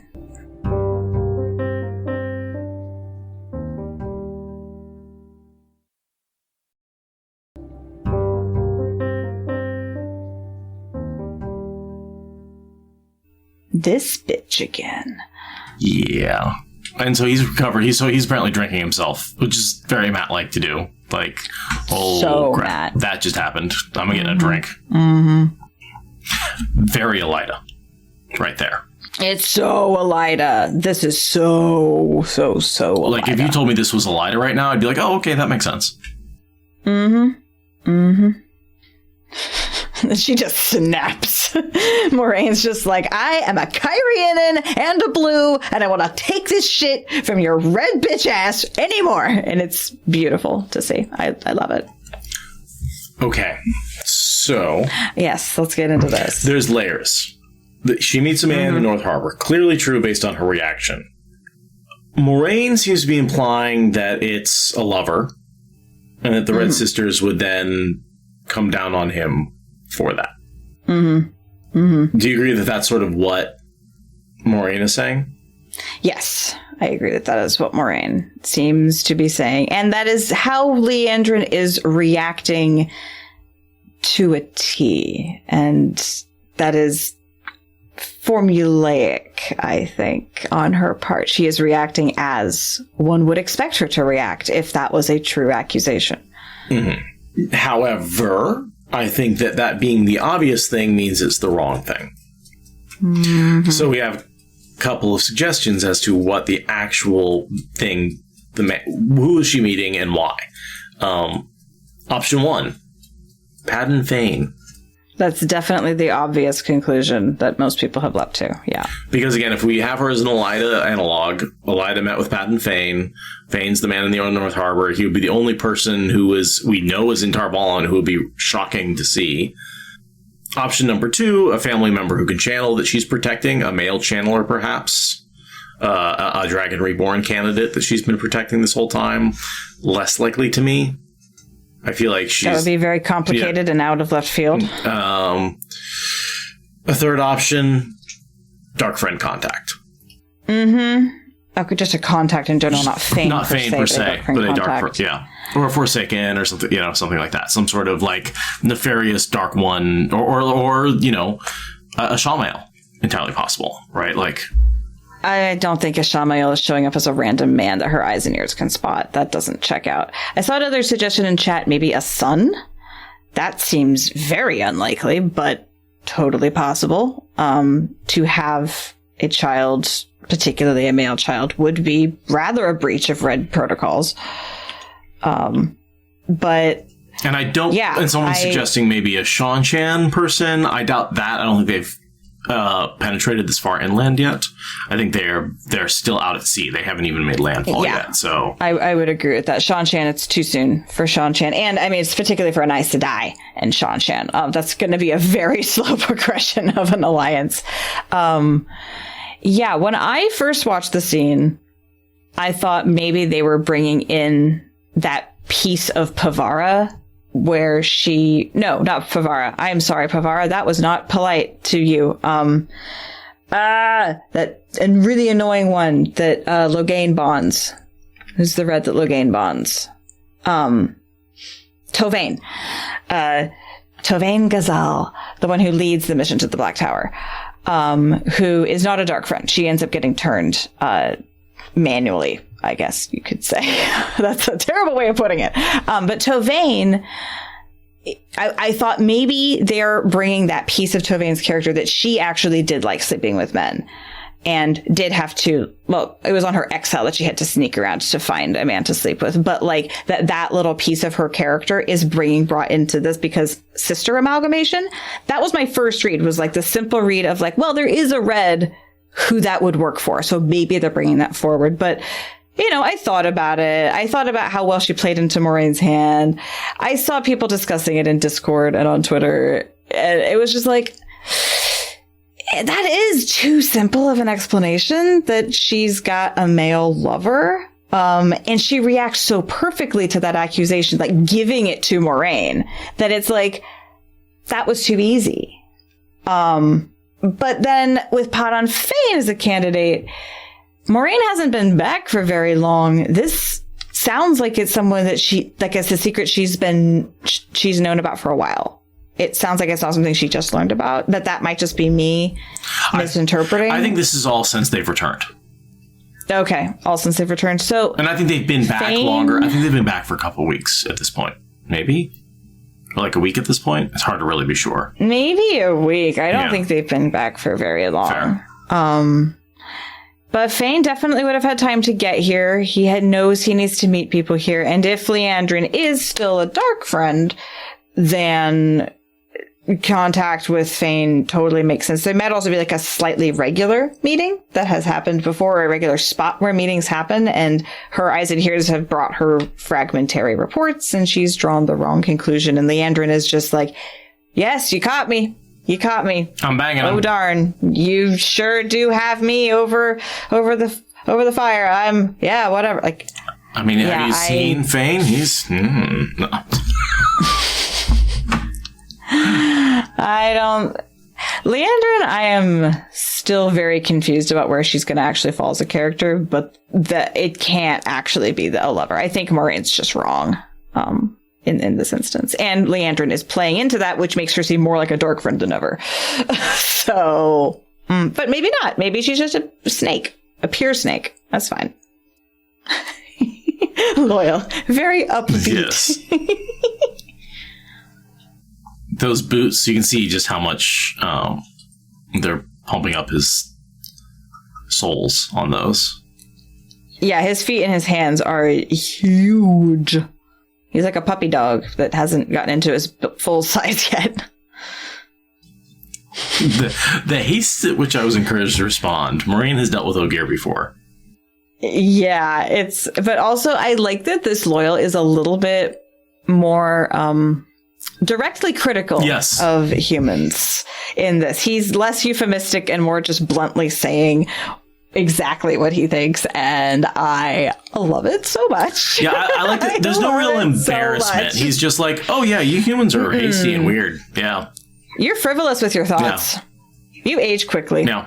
Like, he just has none of that embarrassment. That's like, it's cute in the books, but with how little screen time they're actually giving him, hashtag I'm mad about the deleted scene that we clearly know was from this sequence. I'm enjoying that he's got a little bit more snark than Book Loyal. It's fun. Away to surmount the ways. I totally thought she was going to say an opportunity, because that's what everybody says. Crisis and opportunity, blah, blah, blah. But when she goes for way and the eyebrows and she's so sneaky. The ways. So sneaky. That was so good. Sorry, I twisted my elbow at some point during the move, and I am in pain. So I'm trying not to move it, but I just totally adjusted my seat and lifted myself up on my arm, and yeah, I tweaked something in my elbow. So hopefully, I'm in pain. By the way, that sucks. Yeah, do you need to do drugs? I've done lots of drugs. You're lacking in drugs? No, okay. Not at all. Supergirl's in the hall of the tower. So we don't talk about what the help is, but we assume it's reading the guidings along the ways.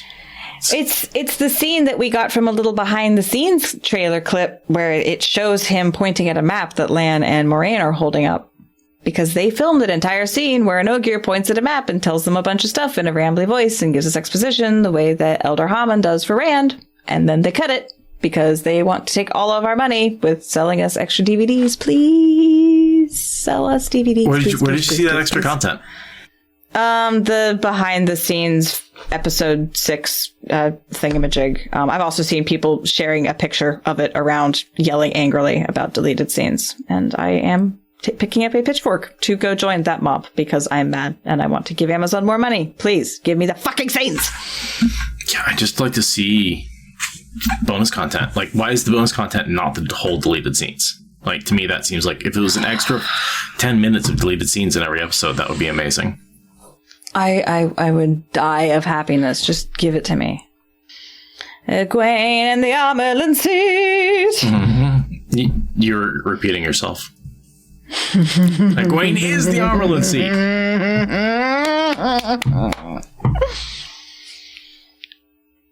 Yes, she is. I think we've said that sentence in a podcast. It's confusing to have the woman in the seat name the same thing. So confusing. But everyone agrees, Egwene. Yes, correct question. She asks all the right questions. That's always what her job in the scene is to ask the correct question that everyone else is asking. Her quote. What did she say? Talk about it. If you can't. She says, if you can't lead the world from a room built of wood and dirt, how can you call yourself a leader? So she's like, why is the White Tower so opulent? And he's saying, exactly. So that whole conversation going on of like why? Am I supposed to be impressed because you have a palace? Like, yeah. And it's such a naive thing to say, and yet it's nowhere in the books. There's no line like that anywhere in the books. There's no conversation at all like that anywhere in the books, much less between her and Lan. And can we talk about? But it's such a her thing to say. How Egwene will be leading the world from that exact hut in the Rebel Tower? Oh, shit. I didn't even think about that. That's 100% foreshadowing for Egwene's power and when she's in the Rebel Hall. That Leander and Erlida, whoever, will be running the White Tower, but Egwene will be the true power. Oh my god, I did not even think of that. I love Absolutely that. foreshadowing Egwene as the Emerald Seat in exile. Also, as Chad is pointing out, referencing that Swan is from a hut. Oh, yeah, that's a good point. And is literally making world-changing decisions from a hut. So there's...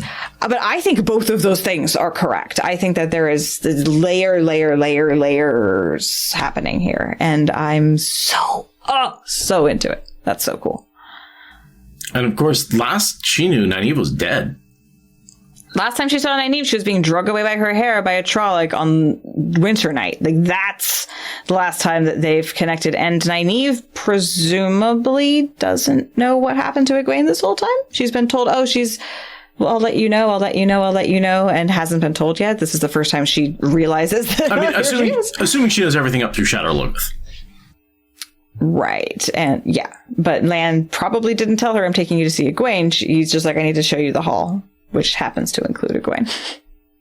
And this hug from the trailer, that's just... Which is like, when we were like, oh, they're reuniting in the White Tower. This is the first time I realized we we're going to see the White Tower, is seeing this scene. Yeah, when this whole thing got teased. Yeah. And it's not you. Love the way she says that. The cool sunglasses. So many people have memed on the 8-bit sunglasses onto her in that. And it's just like, I mean, I saw it the first time I watched it. I was like, the 8-bit sunglasses need to drop down, like, right now. I was going to say, cool women don't look back at murders, because she murdered Nynaeve there. I was like, not waiting on you. It's so good. It's so good. Yes.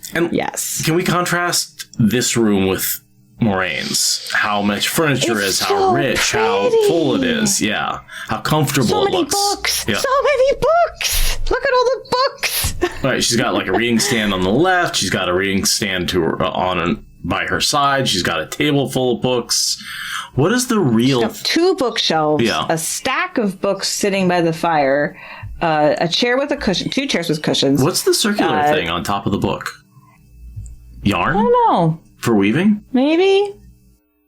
I have no idea. You can see her picture over the fireplace is open. Traveling to Avril. Yeah, which happens, just so happens to be a misty picture of the fingers of the dragon with a boat fishing in the reeds. Just by sheer coincidence, clearly Rafe didn't read the books, because he didn't get that detail exactly right.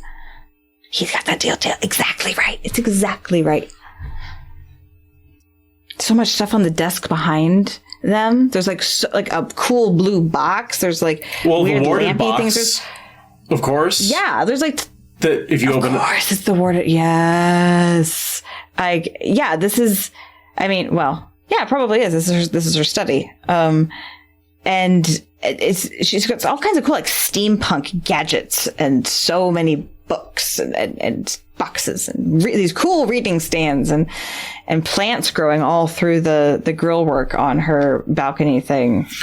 No, one of my favorite parts about the description of the White Tower is that all the various Aes Sedai their chambers are uniquely their own. And that's why I'm a little disappointed in Moiraine's study being but I understand why they went with Bear, because she travels and so she doesn't actually put anything of herself in the tower. But it's sad that there's nothing there, because I would have liked to get a glimpse of Moiraine's personality through her room. And a personality besides the cold. No, that's not her home. I know. Her home is her boots and the saddle and the brooding man beside her. Saddle and her cape, and it's like that's how she interacts. But yeah, I am so glad you guys caught that box. It's the Burny Flamey box that's going to burn a thieving fisherbird's hand at some point here. Egwene bows. Nynaeve does not. Egwene imitates because Egwene wants to be the best little student and be the best little Aes Sedai and do absolutely everything to the max and be the A+ student, because that is who she is, and all of us overachievers absolutely love her for that. And then Nynaeve is like, cold stare in the eyes at you for existing. She's so angry. She's so Nynaeve. And look at their braids. Just the 2 braids contrasted. And yeah, and her chair's on like a beautiful rug, you know? I actually do want that bookshelf with those sides. Oh my God. So pretty. So pretty. She sniffed.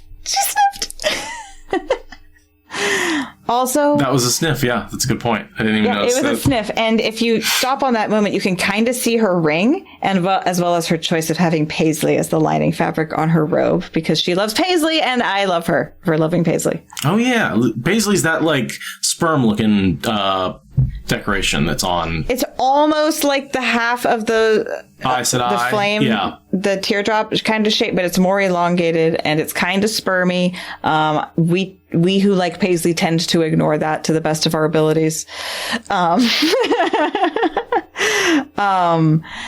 I do agree. It's a little weird that she introduces herself as Swan, not Swan's Die. But I guess it's because we're not really initiates of the tower yet. So, like... There's a whole... She's trying to absolutely butter them up. Like, have you ever been to an admissions college? This beginning is like, I'm cool. Let's hang... I'm grateful. That sounds awful. That sounds terrible. If anyone has been to sort of admissions, this like buttering you up, this is the great thing. We think you'll be very happy here. I'm so happy here. There's no problems. This is very much, it feels college admissions. And then Nynaeve's like, okay, cut the bullshit. Let's talk about what's actually going on. And that's when her whole tone changes. So that's why I think the whole introducing herself casually, it's just like, call me John. I'm not the bad guy. I'm just the dean here at the college. And if you get in trouble, I'll come down on your ass like a motherfucker. You know, like there's this definitely like tone change that happens. But check out the painting behind her. Really good shot of it. It's that is where she grew up. That is the bend on the river. And it's got a little boat fishing in reeds. It's not exactly in like I imagined it from the books, but it could fit the description in the books without really being different. But then check out her ring. Also, you can see her ring. It's just slightly below the frame. Egwene's face. Yes. she thinks that they're talking about her, and it's like you set a rope on fire, girl. Like you are not the most powerful channel that they've seen in 1,000 years. Not yet. You'll get pretty high up there, but and yet you're right. There's a better shot of the ring of the exile. One Amerlin to another. Yeah. No, there is that like every time I see them interact. You did a noble. Every time. God, can you imagine them being? Because they're going to be so close with Swan being her advisor for such a long time. Every time I see them in a scene together, I'm like, this relationship's going to be so different at some point. And I can see it being amazing. Like having seen them interact this little bit, it's just, oh my God. The other cool thing I want to point out about this scene is that there are 4 women in the room. One of them is white and she's acting like the servant, while the 3 women of color discuss important matters. Moraine just opens the door, closes the door, stands quietly, doesn't say anything. Like there's this whole subtext of looks and subtext with Swan for sure, but like she's not engaged in this at all. She's just like standing in the corner. It just naturally comes when you cast your people appropriately and you have major characters who are people of color. Sometimes you're going to have them dominating our room because that's... I like the optics of it, that just happens because that's the argument that's always given for where it's really racist. And it's like, well, that's just how we cast it. But like how many people are subconsciously or consciously mad at this balance of power? It's like, that's just how we cast it. Oops. But yeah, I love Nynaeve's response here. Anyway, enough buttering us up. What do you want? Yes, I love her. She's so... And that's where I feel like the tone change, where she's like, fine. Her face changes, her shoulders set different. Like, it's all... She goes from a casual back to standing up. And that thoughtful thing she does, like with Logain. Yeah. And Nynaeve doesn't know it, but this is a woman who started out poorer than she did. No, that whole... No, there's a lot of real life experience going into this right now. And yeah, a lot of this is something I feel like I've felt. Like the idea that you have certain expectations of what life is going to be and that there's some real bitterness when it doesn't turn out that way. not irrespective of whether it turns out better or worse. It's just not what you expected. And what she's basically saying is, that sucks. Get over it. Mm-hmm. Yeah, it's how it is. Deal. And then it's like she's talking to Moraine. This whole thing is addressed to Moraine as much as anyone else, which is why they keep putting shots on her face, because she's talking to Moraine. It's, my heart. And she's also, the conversations, I want to be with you, but we can't. And that's regretful. The wheel calls us to do this, and we don't have a choice. That finger. Hold on. That's all she has to do. And Nynaeve is like nailed to the floor. Yeah. I am still the most powerful woman in the world. Like, hold on. Yeah. And I am older and more experienced than you. And I do know what I'm talking about. And I feel like part of what she's saying also is like the two of you have been called to greatness. That's what happened to her and Moraine 20 years ago. Was they were, through no intention of their own, called to do this work and got no choice about it. So it's like, I'm assuming if Tamra was part of the scene with Katara, she probably used very similar language to tell those two accepted. Like, you need to lie to Aes Sedai. You need to not tell anyone. Like, I bet this language, she's recycling this. And Moraine's like, Throwback Monday, okay. I love that idea that she's just recycling a lecture that she got when she was about that age, when she and Moraine had to go hunt the dragon. That this is something that came from Tamra Osprey. Love it. That's my headcanon. I invite you to share it. And we get our winter is coming. Now we know where that line comes from. The last battle is coming. Oh, yeah. Winter is coming. Similar sort of effect, though. Like, this battle, something is going to happen. Egwene immediately. Yeah. Action! Green Aja, let's go! The only thing that matters is what you do. So what do we do? What's next? Let's go. Like, that's absolutely practical situations. So should I take over as Amyrlin now, or do you want to wait for a couple of seasons? Like, I think I brought up West Wing before, and I'm bringing it up again. It's when the president in that situation, his whole thing was, okay, what's next? Right? As soon as he's decided that we have reached a solution, there's no more thinking about it. There's no more going back over, or debating if we should have done something differently. What's next? Moving on. Next solution. Her last look from the tower, maybe ever. She's emotional because this all lasts. This entire sequence is her being like, this is my last look out from the tower. This is my last time in the hall. This is my last time seeing these women. This is the last time seeing my basically wife. Like, I don't know if I'm ever seeing any of this again. Ever.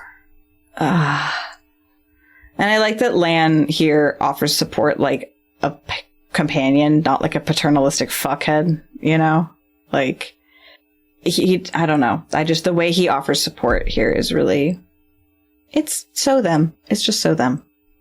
It does seem defiant of Lan to suggest that. I do agree with Chat. It seems like bringing your warder in for that moment would be a breach, but he's like, I'll do it. If you want. But what she's saying is just make sure the Two Rivers folk are at the Waygate. Mm-hmm. Yeah, she says, I can deal with this humiliation and pain on my own. I don't need anyone at my back to be comforting. I just need you to assemble my pawns. But I love that he offers in that way where he's like, I'm here to help you break protocol. However, like, I am here for you. And it's very good of him. He'll protect her through anything, even, stand by her no matter what. Evil eye of all the Aes Sedai, the entire hall. Yeah. Good man. Yeah, that shot. Saying goodbye to the Two Rivers, to the Tarvalon. Yeah. She may never get to be up there again. Also, the costume designers must have loved that front-back double shot. Oh, yeah.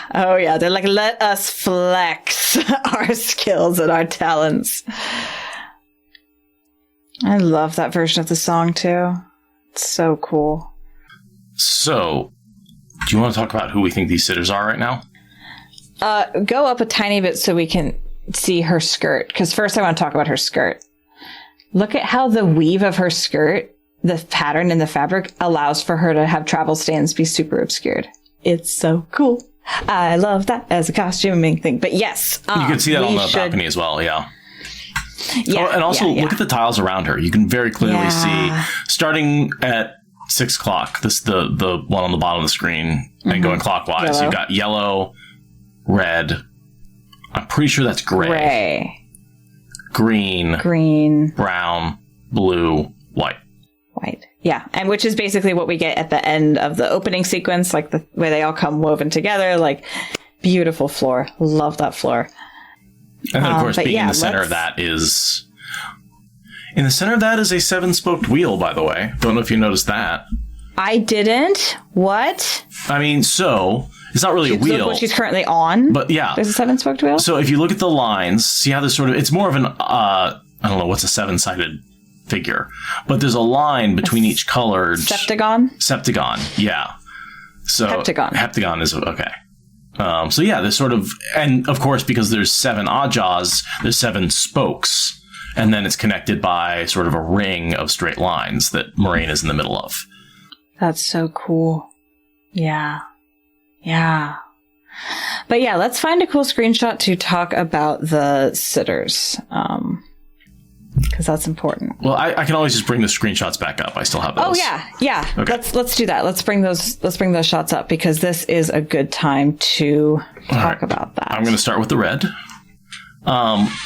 Now, the 3 reds that I have... Did we just lose video? No, there's... No, okay. The 3 reds that I have in the Hall of the Tower at this point are Teslin, Pavara, and Elida. Mm-hmm. Yep, that's what I have as well. Now, is this Teslin, Pavara, and Elida? I don't know. If it was, then Pavara... has to be the middle one, the older one. Yes. And that's got to be Pavara. Oh, well, does it though? Yeah. Teslin Baradon is mouthful, the bramble one. So I'm thinking she's the tall one with the intense braid. Sure. The one over me. But that makes we made a lot of last time. And that makes the one on our left, Elida. That on... The black one would be Elida. If that's how this is working. Yeah, which I mean, having gone through this, I don't think there's good matches. I do not think they are keeping the hall the same. I agree. But there are some names in this that I think they can't get rid of all of them. And like, so Elida is a character that either has to be actively blended with another character or has to be her own. Like, we can't get rid of her. Pavara definitely could get gotten rid of. Unfortunately, I love her and Andrel, but I don't think they're going to make it at all. Teslin, also, I really doubt we're going to get Teslin as a named character. I really want to. I really hope we see her in Ebudar, because she's a big part of Matt's story, but I think she's going to get lost. So yeah, I don't think that the reds are anybody unless Elida is in fact not being combined with Leandrin, in which case one of these is probably Elida. Also, the other thing is we could have Sutama is the head of the red. So if the head of the red is here and they're keeping that to the books, then the middle woman is Sutama. But no reason to think that that will have anything to do with the plot of the show in the slightest. This is just ridiculousness. So I'll bring up the green. Okay. And green, we already know the middle one, Karenni is totally dead. Out of the timeline. Right, so... but yeah. Talene is an important character when it comes to the uncovering of the Black Ojja later. And she is one of the sitters that's in the hall currently. We've got Talene, Rubinda, and Faisal. Rubinda and Faisal have nothing to do with anything. But Talene... If they have a discovering the Black Ojja plot with the Aes Sedai, Talene might possibly be there. Because why not? They have to draw from someone. And the head of the green is Adalorna. So one of these 2 women could also be Adalorna, possibly, if they're going to have a green head show up at all later in any way. And so the one closest to me seems like the best match for Talene, if you want to pick one. Mm-hmm. Yeah, I was thinking that the one closer to the Amerlin would be Adalorna if I was going to pick. So I think that we're sure. And then we also have that. Like Rubindel and Faciel. Yeah, Rubinda and Faciel. Faisal. Oh, man. Faisal, I don't. Yeah. She's Damani, so she would be in Silks. And this looks like a Borderlander here that we said. So neither one of those is Borderlanders. Mayaner. Yeah. So, and just to be clear, we do not expect any of this to matter to the show. It's just we are WoT spoilers, and this is what I do. Is I aggressively over historicalize everything. So don't think that we're putting any stock in this with respect to the show. This is just a fun tangent. So Grey, we've got Verilyn, Yukiri, and Evelyn. I don't think any of those matter, except for Yukiri. Again, if we have that Black Aja discovery plot, Yukiri is a central character to it. So maybe the middle one's Yukiri. I can want that. I want green the middle one to be eyes in a Yukiri. small frame. Yeah, she just looks like Yukiri to me. I want the middle one for Yukiri. And in current leadership, that's Sarancha. Yeah, so Yukiri's the only one of the Greys names that I think has any hope of showing up for a minor subplot later. Moving on to the Brown. So for the Brown, we've got Saren, Takima, and Janya. Saren is one of the Aes Sedai I always forget is involved in the Black Aja plot. And then the head of the Brown is Jesse Bilal, who shows up slightly. So the only one of those that might possibly come through is Saren, but I don't think so because I always forget she's part of the finding the Black Aja plot. I don't think any of the Browns are going to. I think Varen is going to be our named Brown character. I don't think any of the Brown sitters are going to matter. And they're and again, they're very Andoran in this. I don't see a Terran Brown sitter, whereas one of these is obviously a Terran sitter. So there does not appear to be any correlation to me between the sitters here. No. Yellow, we've got Magla, Doacine, and Sidor. None of them do anything interesting, and the head of the Yellow is Surana. None of them do anything interesting in the books at all. That's pure name salad. Nothing to be had. Nynaeve's definitely going to have one Yellow sister to talk to and have a name and have a story with. There will be a Nynaeve Yellow connection at some point. I'm assuming it's going to be Ramonda. The only thing I'll say with Magla is a large woman with broad shoulders. That could be the woman on our left. Oh, yeah. Yeah. And I guess one of these women could be Ramonda. Because we know Ramonda matters later in a lot of ways. So I suppose that counts, maybe. One of them is elegant and, let's see. Doacine is elegant and tall for a Kyrianan with dark eyes. So that could very much be the one in the middle. The middle one is very elegant. Her whole posture as everything is elegant. Yeah. And then Sidor is plump and had a round face with dark eyes and long dark hair. Yeah, that's not helpful. Tyron. So again, Tyron could be, that would indicate the tattoos. So the one on the left could be Tyron. So again, I just don't think there's a correspondence. There's nothing that says this is that one. This is the, No. But I do think that we might end up seeing these actresses later with those names, and the only way to know will be to watch all the seasons over and over again. I'm just spitballing my guesses for these are the names that we might see attached to one of these women. One of them might end up having that name and involved in a later plot, because I don't think none of these sitters are going to come through. I think some sitter will come forward in some plot at some point later on. Okay, White Aja. Seora, Ciane, and Valina. Ciane is the one I always confuse with Saren. Saren and Ciane need to just be combined into one person, or they need to get off the damn stage. They are why name salad is a thing. And the White Aja head is Farine. Farine? Nope. Nothing of interest there. Sorry, I'll say Valina is a Saldaean, and that could be the one in the middle. Possibly, just based on the dress, because we know the shoulder pads are Borderlander. Siane is Murindian, blue eyes, thick black hair. One of them has black hair. Yeah, could be the one left. The one with the chin tattoo. Yeah, and Siora is Damani. Stocky. Yeah, there's no. Yeah, it's again.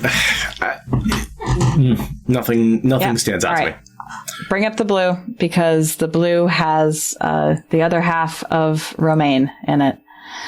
It's Lelaine, Lyrell, and Unknown, but we clearly know it's Megan in this case, and the head is Lelaine.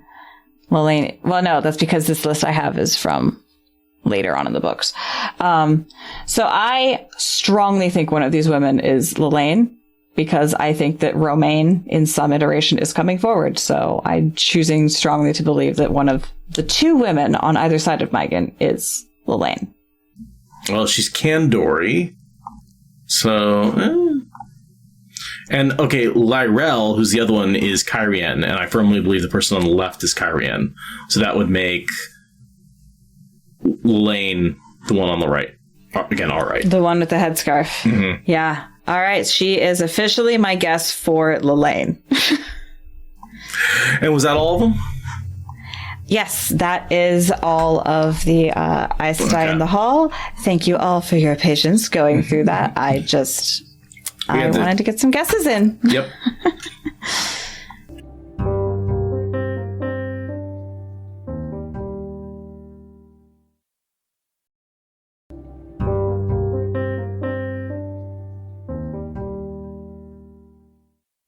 We're about to get our good shot of the ring. It's like a gold. It's like a gold, yeah. Like an amber almost. Yeah. I love her reaction. Her face. Hey, that ruins everything. That's why I'm sure she's going to get collared. That's the look of someone who just felt a goose walk over her grave. Let us talk about this. Okay. Exile is causing more whispers than using the oath rod to enforce exile. What does that say about the use of the oath rod in this world? My assumption, and this could just be wrong, is that exile is like one step away from stilling an execution. That the order of things goes exile, then still, then execute. And so the whispering is that exile always requires the oath rod. And so, of course, once you declare exile, the assumption is the oath rod will be taken out. That's why it's not the whisper. The whispers go because, once you declared exile, oh my God, they're going to use the oath rod to get rid of her. Like that. That's where the excitement comes in. Assuming that exile always involves the use of the oath rod. Okay, I could see that, because this casual use of the oath rod to square a fourth oath, this breaks canon so hard. There needs to be some underpinnings to make that work. And what I've headcanoned without any external information is that, like, yeah, obviously if you're going to, well, Aes Sedai assumingly don't execute each other, right? Like, we've never seen that happen. They don't even execute men who can, go crazy and channel. So, assuming there's something you can do for execution, well, there's definitely a ceremony around stilling. So I can see there being a ceremony around exile. And we don't see exile in the books. So it's, and I mean, we desperately need a way to bring show viewers into knowing what the oath rod is and how it works, right? Like the part where she explains how the oath rod works. That makes no sense. There's no way that an Aes Sedai ceremony includes, here's how the oath rod works. We all know how it works. But the TV audience needed to be brought into this. So in that sense, I can forgive them for some ridiculous heavy-handed canon breaking. And it does create a really beautiful scene. It's just, I'm going to accept your headcanon because I like how it plugs the hole, even though I think it's just a raging plot hole. And I'm just going to band-aid over it with your headcanon if we'll call it good. I think that exile is extreme for Aes Sedai, right? Like, the White Tower is home for these Aes Sedai. The idea that you can't return to it is almost as bad as being stilled, right? What's the one thing that these women feel is as important as the power? It's the tower. Yeah, the tower must true. stand, right? The tower can't be broken. How often do we talk about the tower in the books? And like exile is one step away from death.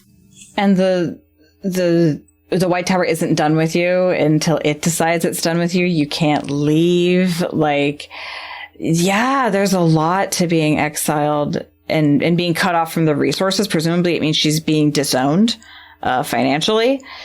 And that's extreme. And so that's why I see where it's And there's the shunning aspect of it too, right? You're being cut out of your community. I mean, they all turn their backs formally, right? Like, she will not be seen as a person in the community of the White Tower. Even if the White Tower goes into exile to some random village, she would not be welcome there. Like, that's how intense of a disowning and yeah, being made homeless in a way. And how many kingdoms do we hear, oh, you should kill him? No, I will exile him on, and return on pain of death, right? Like, that is an alternative to killing somebody in a lot of cultures. And the difference is here in the White Tower, they don't have to do that return on pain of death. It's, no, you can't return. Physically, you cannot, you literally will swear an oath that cannot allow you to come back in. So... that to me is why the Oath Rod is being used, is that it is this sort of one step away from execution and stilling. Yeah, I'll take it. I will nod to that. And that's why the Whispers are so extreme. Mm-hmm. I knew she hated her, but damn. And if that is a shot of Elida at that moment, by the way, that would be perfect. Mm-hmm. Yeah, for sure. Right. Yeah. Yeah, right there. I want that to be Elida. I do too. I mean, it's not, but I really want it to be. It's not. I want it. She can be until we learn otherwise. Unbreakable and eternally binding. Yeah. All right, now, no, don't grab it like it's a cock. So, did you hear about that? Yeah, I did. Forget what channel, because I'm not doing reaction videos, but there's an interview with her from a channel that I'm not familiar with and forgetting the name of right now. But apparently she asked a really thoughtful question about this scene and how did they set it up, and apparently how to not handle it like a cock was the most pressing issue. And apparently half the people who've listened to that have spit taken actively and hurt themselves or their technology when they listened to that. And I can't wait for when I get to go through all the interviews and reaction videos and get to that. Can we also point out that they touch fingers in this moment? We all saw it in the trailer that finger touch was significant. We did not know how much that finger touch was going to hurt us in our souls. But yeah, no, that finger touch is more significant than we ever could have imagined. That is the last time that they will touch, almost certainly. And they know it. And that's what that breathing out is that they're feeling... That's emotional tension. Yep. There's also the channeling. They can pretend it's the channeling, but it's the emotional tension. I love the way the tendrils come out of the rod and into Moraine. Mm-hmm. Yes. Okay. So I'm agreeing with Chet right now, right here on record. I'm headcanoning that when her voice drops, this is now what she's communicating with her eyes and what Swan is hearing in her heart. This is not what her mouth is saying. Her mouth is saying the oath the way everyone else is hearing it. But when her voice drops into that, we are now in their contact. She's not saying these words in the hall of the tower. That would ruin everything. I think she's saying them quietly enough that no one else can overhear them. I think that it's that whole thing where Elida goes to Rand and only says part of the prophecy where only he can hear it.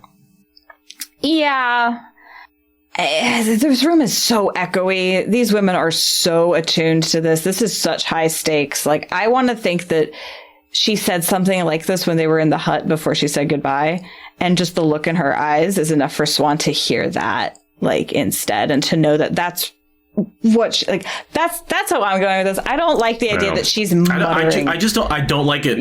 You think that she's muttering? Yeah, but I don't like that. No. Yeah, I do. I absolutely think she's is.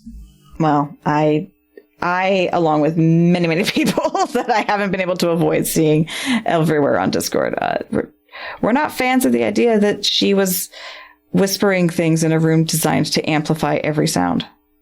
That would ruin everything. Right? There's a whole change in tone where she whispers that part and then stops and then goes, like she brings her voice back up for everyone to hear. I know. It's suspicious. I don't see them doing that. I don't want it. And then you can see it take hold, right? She's actually tensing up from the oath, like that tightening feeling. But... Yeah. I mean, so I guess we all agree that the sitters don't hear what she says, whether it's in her head or whether it's a lowered volume. Clearly, it's communicated just between the two of them. Yeah, we are all hearing a volume change and assuming that is a private moment. Mm-hmm. But the amount of tears on her face also feels really like... but that could be the bonding. Notice. I think that's entirely the bonding. Absolutely. You think they're that dumb? You think they're that blind? Yeah. And I mean, I do think that she is heartbroken. All this emotion on her face, at least Moraine's, could be for the exile.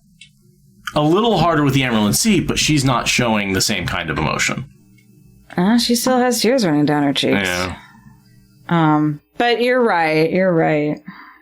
That's fair. She has tears in her eyes, which may not be visible. They go down her face at some point. At some point, some roll down her cheeks. It's less. But I don't see why she'd be angry, why she'd be crying if she's angry with her. It's just neck tattoos. Two things. One, Chad is pointing out that everyone's turned around when the Emerald cries, so they wouldn't have seen That's true. That's true. Okay. And two, I find it interesting that they do know, the exile ceremony includes the turning around and the shunning. Everybody's aware of that. This is something that, this is a ceremony they have all participated in before, or at least are aware of. Yep. She looks pissed. Well, yeah, her plans are ruined. Yep. Her fate is sealed. Pura. Pura. I'm calling her Pura for now, even though I know she's not canonically. Yeah. We're headcanoning that's her fate. It sucks. And she doesn't look back once. Also, a good shot of the back of all the costumes for anyone who's doing costume design. Mm-hmm. Yeah. And she gets to watch her leave. Moraine can't look back, but Swan gets the brief luxury of getting to watch her leave. They all turn and look, and they're like, yeah, that went as badly as we thought it might. Because they can see all the backs of the sisters. Right. So they know. She's being shunned. Yeah. Leandrin waits for an extra second before she turns. Give her that. Yeah, I fuck you. Look. Yeah. And then Alana lingers longer because she's genuinely upset. It's like, aww. Yeah. Alana's genuinely bummed. I'll give you, again, Priyanka's acting. Just stop making me like Alana. I know, right? Especially if she's going to be combined with Myrelle. Now I hate her twice as much. And it's like, yeah, oh my god, two characters who both do shitty things. I mean, Myrelle I have a little sympathy for. She did what she could to save Lan's life. She just didn't know. Yeah, and she's problematic, but enough so that it's rough that Priyanka is doing such a good job with what is almost definitely an amalgamation of shitty characters. I love this shot of her just a disgraced lady riding her horse out of the city as fast as she can fucking go for all to see. Just like, this is me scurrying away in exile. Look at how going away I am. Clearly noble when everyone else is a peasant. Sure, yeah. She's on a horse. Male and female tower guards. Now we know that that's the tower guard outfit and that it's not just women. I like his haircut.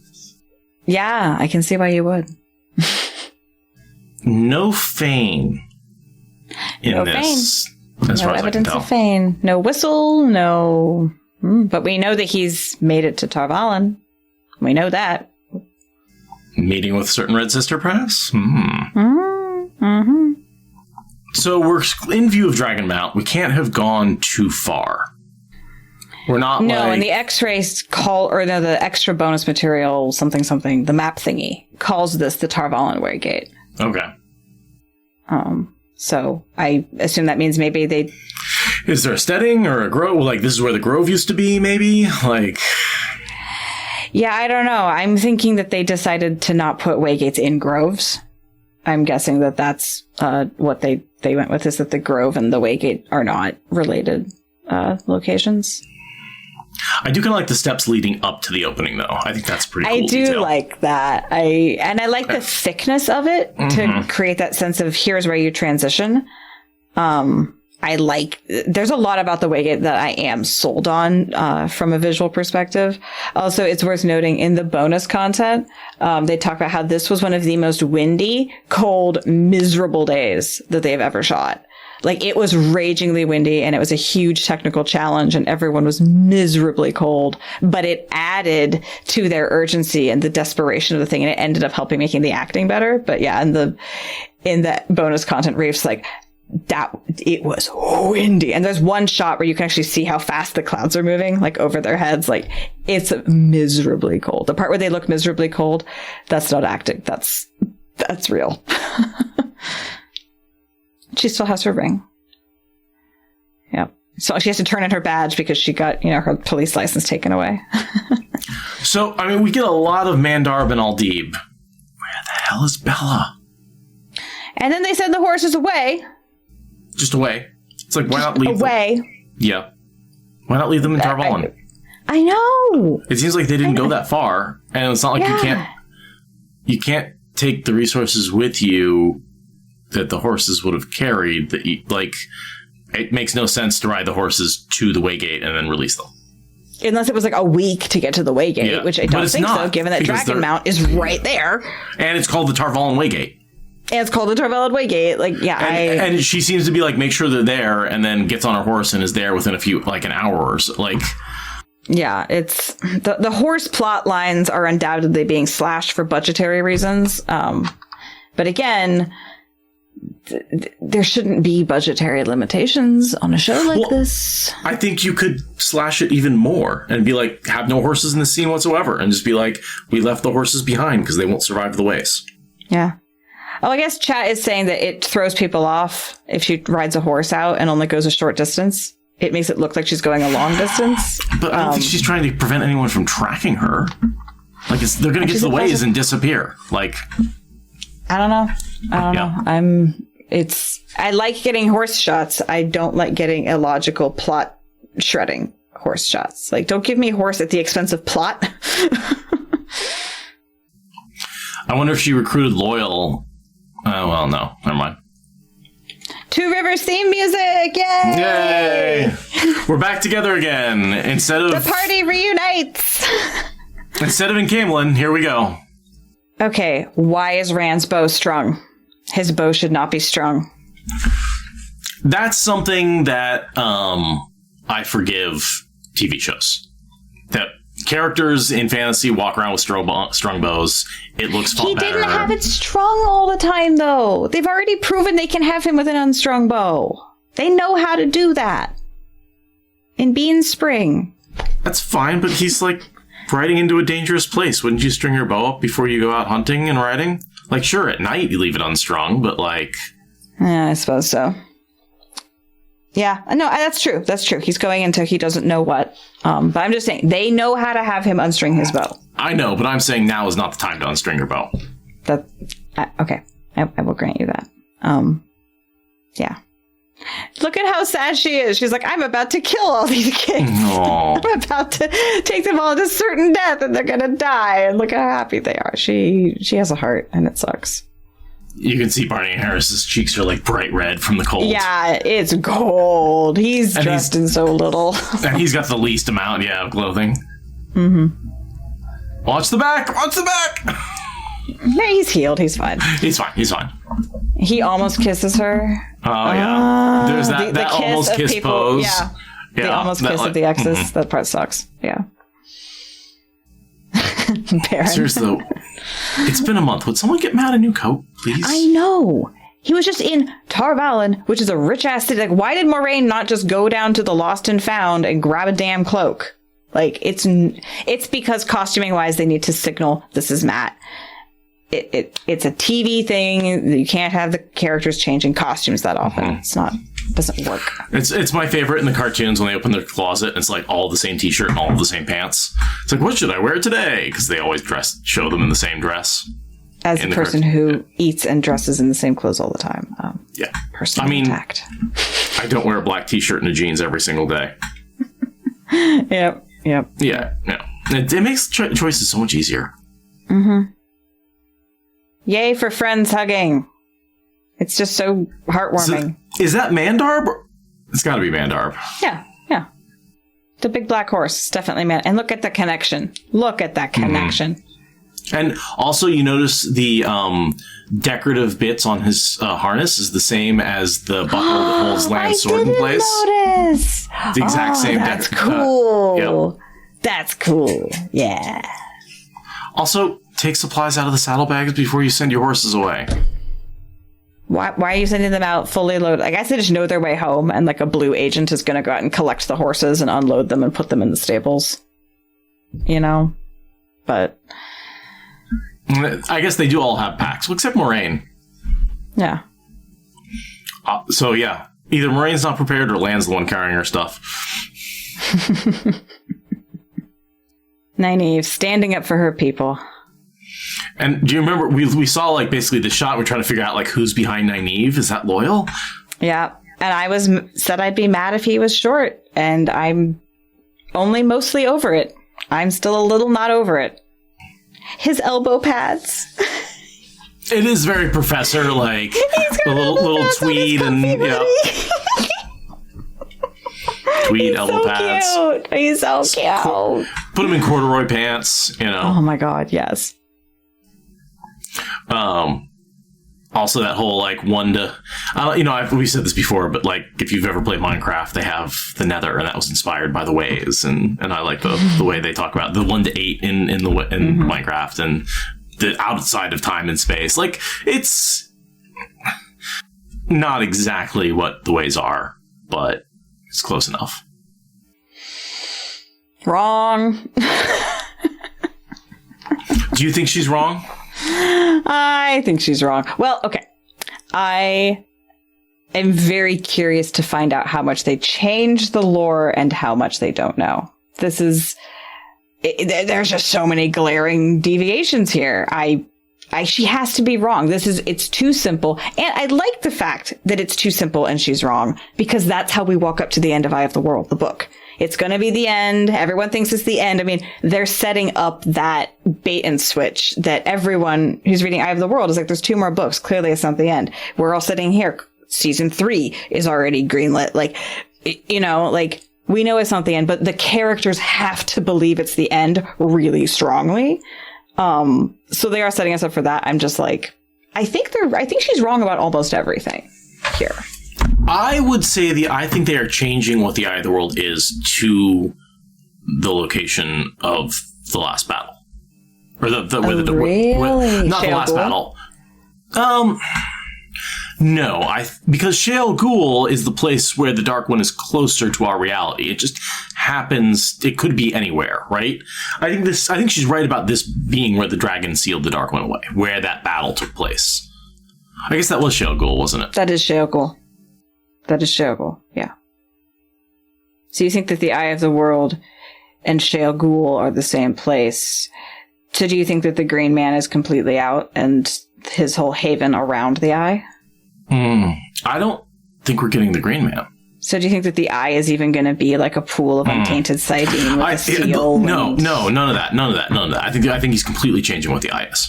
I think that we are getting. I think the Eye was the Eye was the Eye of the Worldism, the ultimate Eye of the Worldism, right? Like, I'll take it. Sure. And so, like, I feel like he's saying I'm adapting the whole series, and the Eye of the World doesn't make sense in the context of the rest of the series. So let's just make it Shale Ghul. Let's make it the Boar. Let's do something else with it and combine it with something that we already have. And do you think the Eye of the World is the Boar, is Shale Ghul, is the prison? They're just smashing all those words onto one thing. I'm probably in the same way that Waygates are Portal Stones, Leandrin is Elida, that we're just, instead of having multiple versions of the same thing, we're saying this is the one version of it, and we're just going to put all of what we need onto that. So I think it's very possible the Eye of the World is going to be something not from the books or something later on in the books. Or it could be just something else. It could be a totally different, it could just be a trap. It could be a complete lie from the Dark One. A 3,000-year-old con. Yeah. But to me, it feels like the eye is a thing. I think it's the message to get the dragon there that's the con. Yeah, I'm also curious that they are willing to go on the strength of only one line of evidence. In the books, it takes 3 lines of evidence. Though, in fairness, in the books, the only reason that it takes so much convincing is because she wants to take them to Tar Valon. Here in the show, she has accomplished taking them to Tar Valon, so she needs less convincing for learning where to go next. Well, and also the other 3 were rumors. This is coming from the Amyrlin herself. Right. Yeah, I am so excited to not be able to correctly predict what is happening next. We can't even make a good theory right now. Like, we are all over the place. This is the magic of this new telling of the show. I am so excited to, in like a couple of hours, know how episode 7 has gone. And in 1 week and a couple of hours to have seen all of season 1. We'll know what the eye was, or we won't, but we will. Ow, Garrett! The tension! The tension! Says the dragon. Yep.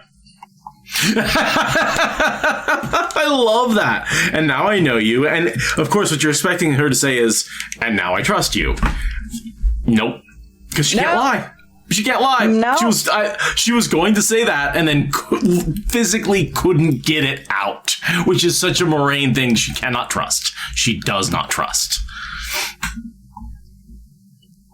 And that really is the threat in the Eye of the World, is that he's massed an army at Tarwin's Gap and we are not prepared to stop it. And that if we don't stop it, they will flow across the land. And also, like, destroying that whole army is probably what gave Rand the 2 years or so to build up a chance to fight the last battle. Yeah. Egwene asking the important questions. Notice Matt looking away. Getting out of here. Yeah, no, Matt is well and truly teetering off being on the fence at this point. But we know what she thinks. She thinks they're going to die. Swan doesn't necessarily. Moraine definitely thinks they're dead. And that's why Swan is able to say that at all, is because Swan has reassured her. Like, Moraine was not going to give that reassurance, but Swan really believes it. So she's like, all right, fine, I'll hold up this tiny, slim little... Yeah, but she also doesn't say you'll be fine or anything like that. She knows she does. Yeah. Loyal's like, what am I? Danger? Well, I think the idea for him is you come along and show us the ways, and then you fuck off. Like, you don't get involved in the fight. Right, and he's like, what is this fight? And he at this point, he's starting to sketch out that he needs to write a book. This is when he's like, maybe this is a thing I need to write a book about. He hasn't quite crystallized the idea yet, but those wheels are turning. It would have been nice to have Rand tell him the story and be like, Ta'Veren. Because we did get the one mention, episode 1 at the very beginning. There are 4 Ta'Veren, 5 Ta'Veren. Did you say 4 or 5? I can't remember. 4. In episode 4. 4 Ta'Veren in Emmons Field. And that's the only mention of the word Ta'Veren we've gotten so far. Oh, maybe that's how we get reintroduced to Loyal in season 2. It's him lecturing about Ta'Veren to bring us back into the world and back into his character. That would be... Yep, Lan goes to grab their shit. Yep, he's got his and Moraine's. Because she needs her arms free, because she's got to do a big weave. And he is not pleased with this plan. Lan is so worried. That looks so cool. So, and you notice the trefoil leaf there? I didn't until people said it. Yeah. I was so distracted by the cool watery edges. I was just so excited by that texture. But yes, that is a nice, lovely nod to the trefoil leaf. I'm honestly not impressed by that texture. A water foil texture is like the simplest filter to do in any sort of Photoshop. Sure. No. I'm not impressed by it from a technical standpoint. I just enjoyed that was the choice they made for the Waygate. I was like, oh, nice choice. But I like that the trefoil leaf is at least in the weave. That's a nice reminder of how it's supposed to work. Oh, she got to keep her gloves on for this one. Kept her gloves on? Yeah. Yeah, when she shielded Logain, she took her gloves off, but for this, she kept them on. Yeah, Matt's just like, nope. That was the shot of Matt being like, done. I'm done. And then the way black that, glow. Darkness emanating like light. Yeah. And to me, it looks a lot like the Gates of Moria from Lord of the Rings. Oh, yes. This is some strong Gates of Moria vibes. So, going into the darkness, going into the other world, I honestly I'm a little upset that they just went ahead with that. Like, because the original Waygate looks nothing like this and doesn't invoke Lord of the Rings. I'm still not happy with this Waygate. Yeah. I'm saving my rage for the ways themselves, but I agree with you. I like the glow of darkness coming out on her face. I felt like that was very Waygate. But the rest of it is... and as far as... Do we want to talk about like the opening aspect? That it's sort of coming in from the center rather than like a swinging door? No, the fact that she used channeling to open it rather than plucking a leaf out of... I want to think that there are two ways to open them.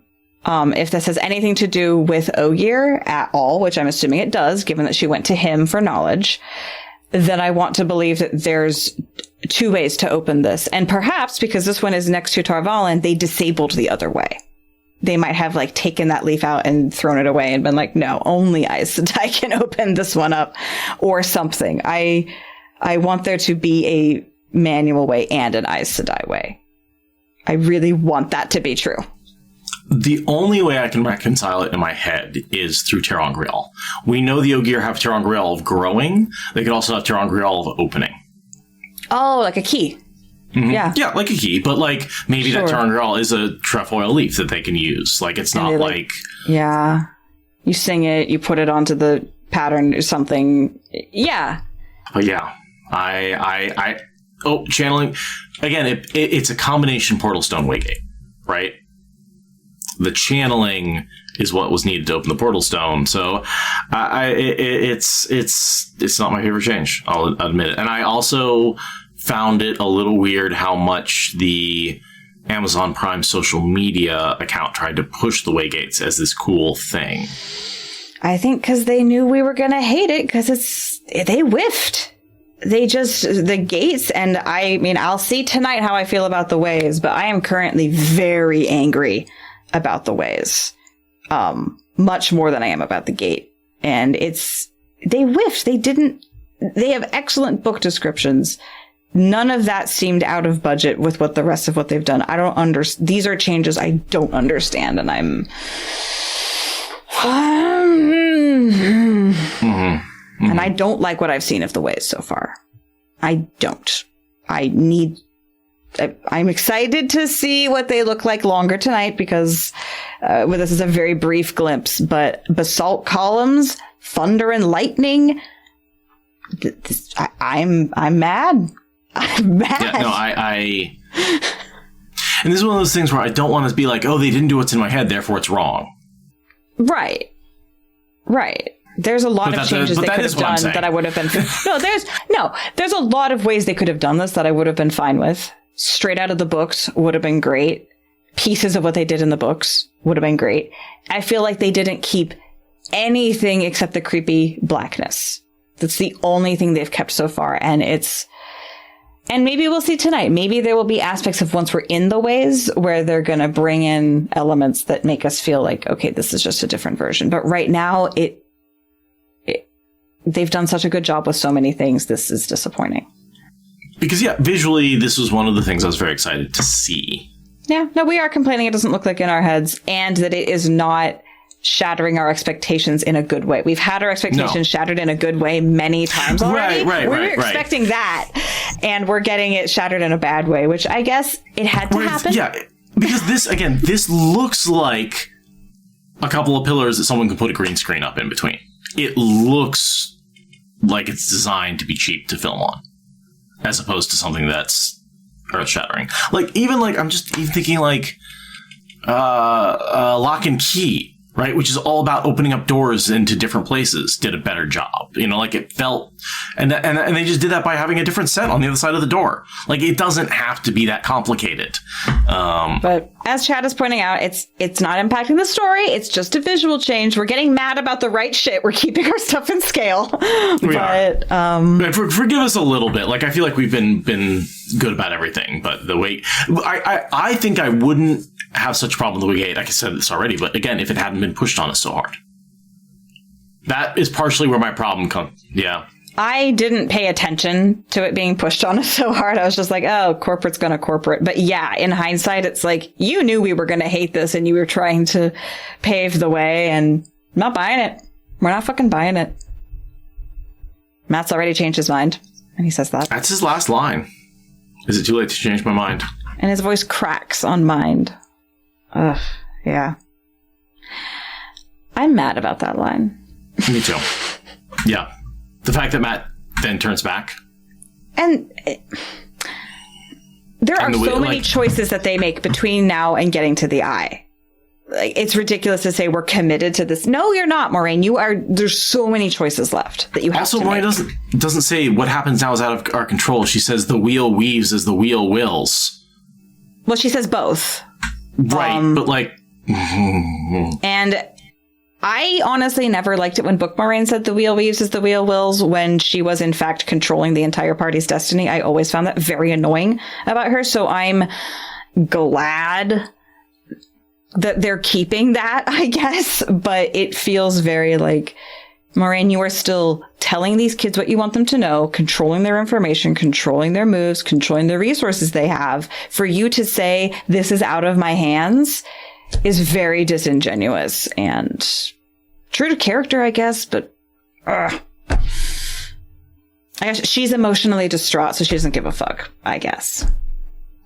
And so, yeah, I guess repeating that just helps everyone understand the wheel weaves as the wheel wills is the same way of saying, yeah, we have no control now. Yeah. But the fact that she says it, we can't turn back, and Matt literally turns back. Yeah. It's clumsy. I know that Matt leaving was going to be clunky, but it's clumsier than it had to be, I think. I do like the musical theme for the ways. I am digging that. It looks really good. Sounds cool, but fuck those pillars. Why are there pillars? Why are there bizarre pillars?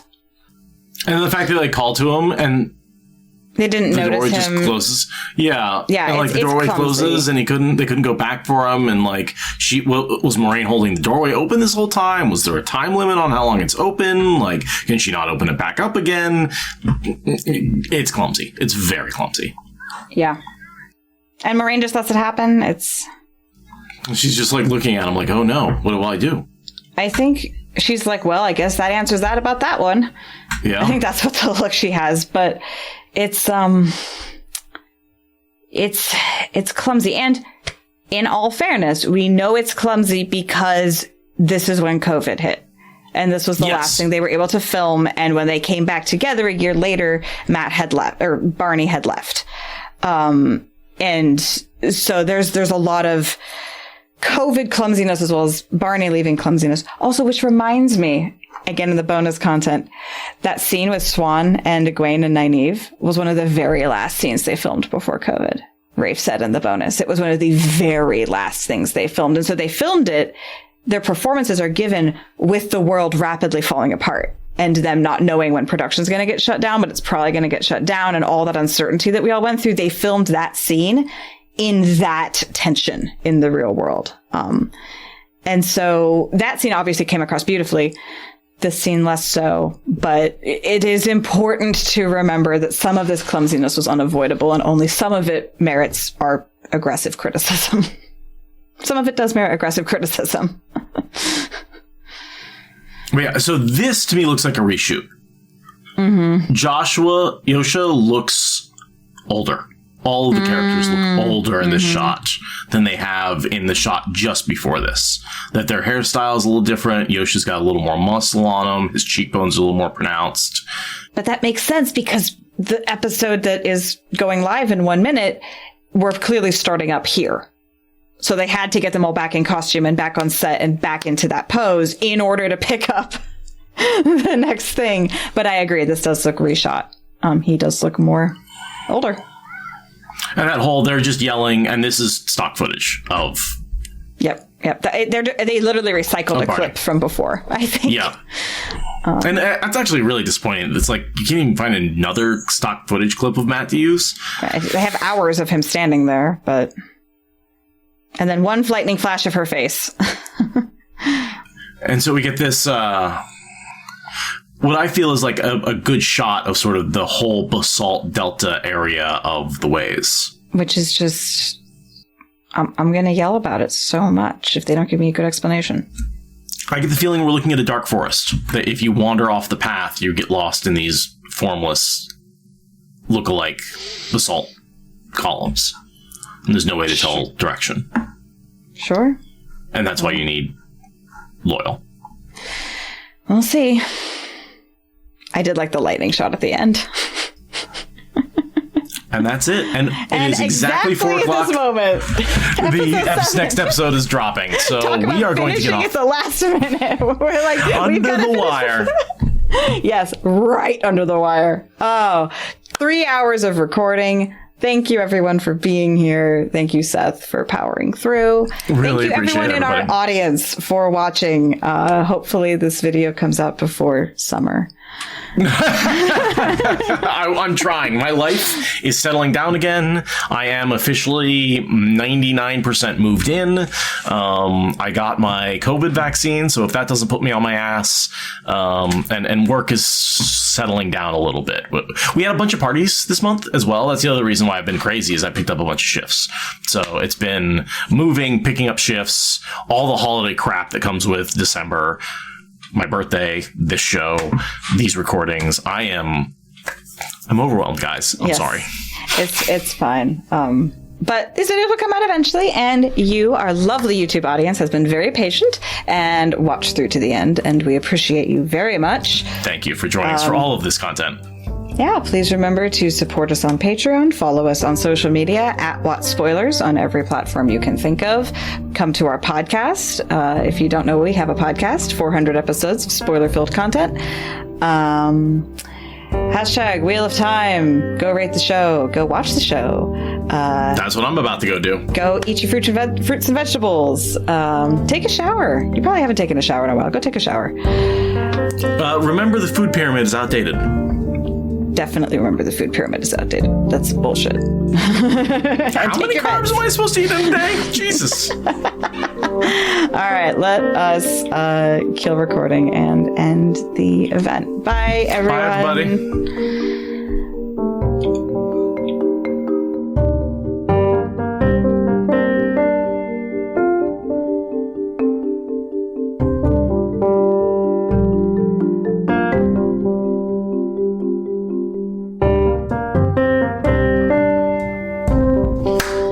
You have better claps than I do. It's because you have big, meaty hands. That's why. There's a lot of force behind my hands coming together. My hands have not changed in size since 5th grade.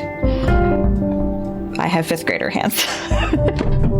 I managed to shave off my knuckle. Oh, no. So I was doing that thing where you chop onions, and I was using my knuckles as a guide, and the blade came up too much, and I literally took the entire corner of my knuckle off. It's probably not quite a dime-sized wound, but essentially just sliced through the whole thing. So I bled pretty good last night. So it's like the knuckle's probably going to look different in the future because there's a whole wrinkle that's gone. Oh, so man, that was bloody. Yeah, that's rough. That's rough. So, but that is correct knife technique to protect your fingertips. Yep. And on the plus side, I keep my knife razor sharp. So it is the cleanest cut. I mean, it is just absolutely clean. Like I sliced through and I was like,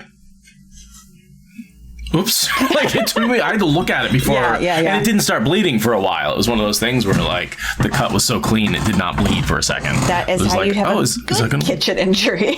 Yeah. And not a horrible one with a ragged blunt knife. It'll heal cleanly. It's not a big deal. I washed it, and it's surprisingly... The other thing I've learned, and the real reason I keep my knife sharp, is when you cut yourself with a sharp knife, it doesn't hurt as much. I mean, it's kind of painful, but it doesn't hurt nearly as much as being cut with something blunt, or crushing, or burning, or like, I would rather cut myself than burn myself any day of the week. Burning is rough. I've been fire tending pretty aggressively the past few days, and I've definitely singed my fingers when the flames came licking up as I adjusted the wood. It's like I should wear the cowhide gloves that we have next to the stove for that reason, but it's too much work. No. I could just throw ow. A couple of weeks ago, I put some duck down and it spitted oil at me and a drop landed on my other knuckle. And so I had a burn on this knuckle. And while it doesn't look nearly as gnarly, it's much, much more painful than even this one, which is a much more severe cut. But it just burns. Burns hurt so much more than a cut does. Yeah, there's the wood stove in one of the houses where I grew up. The stove opens out to the right. And inevitably, when you reach to grab it, you would singe right here on the inside of your forearm. Every year, my mom had a whole series of burns because she was the fire tender. And like she had a whole like fear of fire. And so she's like, now I have brands. And I officially have one on my tattoo now. And it makes me sad because it's my tattoo. But it's just this ritual of like, this is a very hot piece of metal and you have to reach around it very carefully or you will brand yourself just slightly. There was a kitchen I worked at where I had to take a sheet pan out of a very hot oven. And the only way to really hold it is take two pads and hold it from underneath in the middle. The issue is my forearms are almost exactly the length of half the width of the sheet pan. So the edge of it would be like that far from my bicep. And so, yeah, same thing, where if I just shifted it slightly, it would just rest against my bicep and just create a line burn right there. So I've got like a scar of one time where I just like, I tilted it back and it just, the whole weight of the sheet pan at, probably 500 degrees. I think what was so dangerous is like, normally we keep the oven at 350, but these were at 500 or hotter. Yeah, I think because it was so like any touching it was an instant burn, not just like oh, wow, that was a burn. It's like, okay, that's second degree just by touching it, like different. Or was it, I knew what it was. It was a wood fire grill. So it was probably closer to 1,000 degrees. Yeah. It was probably 800 to 1,000 degrees. Yeah. So fire's yeah, heat is dangerous. So 800 degrees is so much more dangerous than 350. You're like, well, once it's hot and it burns you, it doesn't make a difference. It makes a difference. It really does, especially with metal, because it will transfer that heat and dump it right into.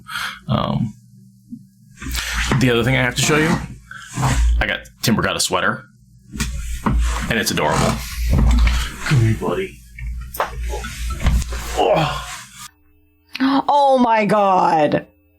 Oh my god. And he loves you. Timber. Oh my god, Timber. So for anyone who can't see, this is a mustard yellow sweater with this like very mid-century diamond It's pattern, a little Charlie Brown. like across it. It's so Charlie Brown. Oh my god. He looks so cute and so cozy. And like the thing is, he really kind of likes it. Like hi. Mm-hmm. Yeah. It's a blanket. He loves being wrapped in a blanket. Now he has a blanket he can wear. And he's just got a settling down blanket into my lap. Okay, buddy. Okay, down.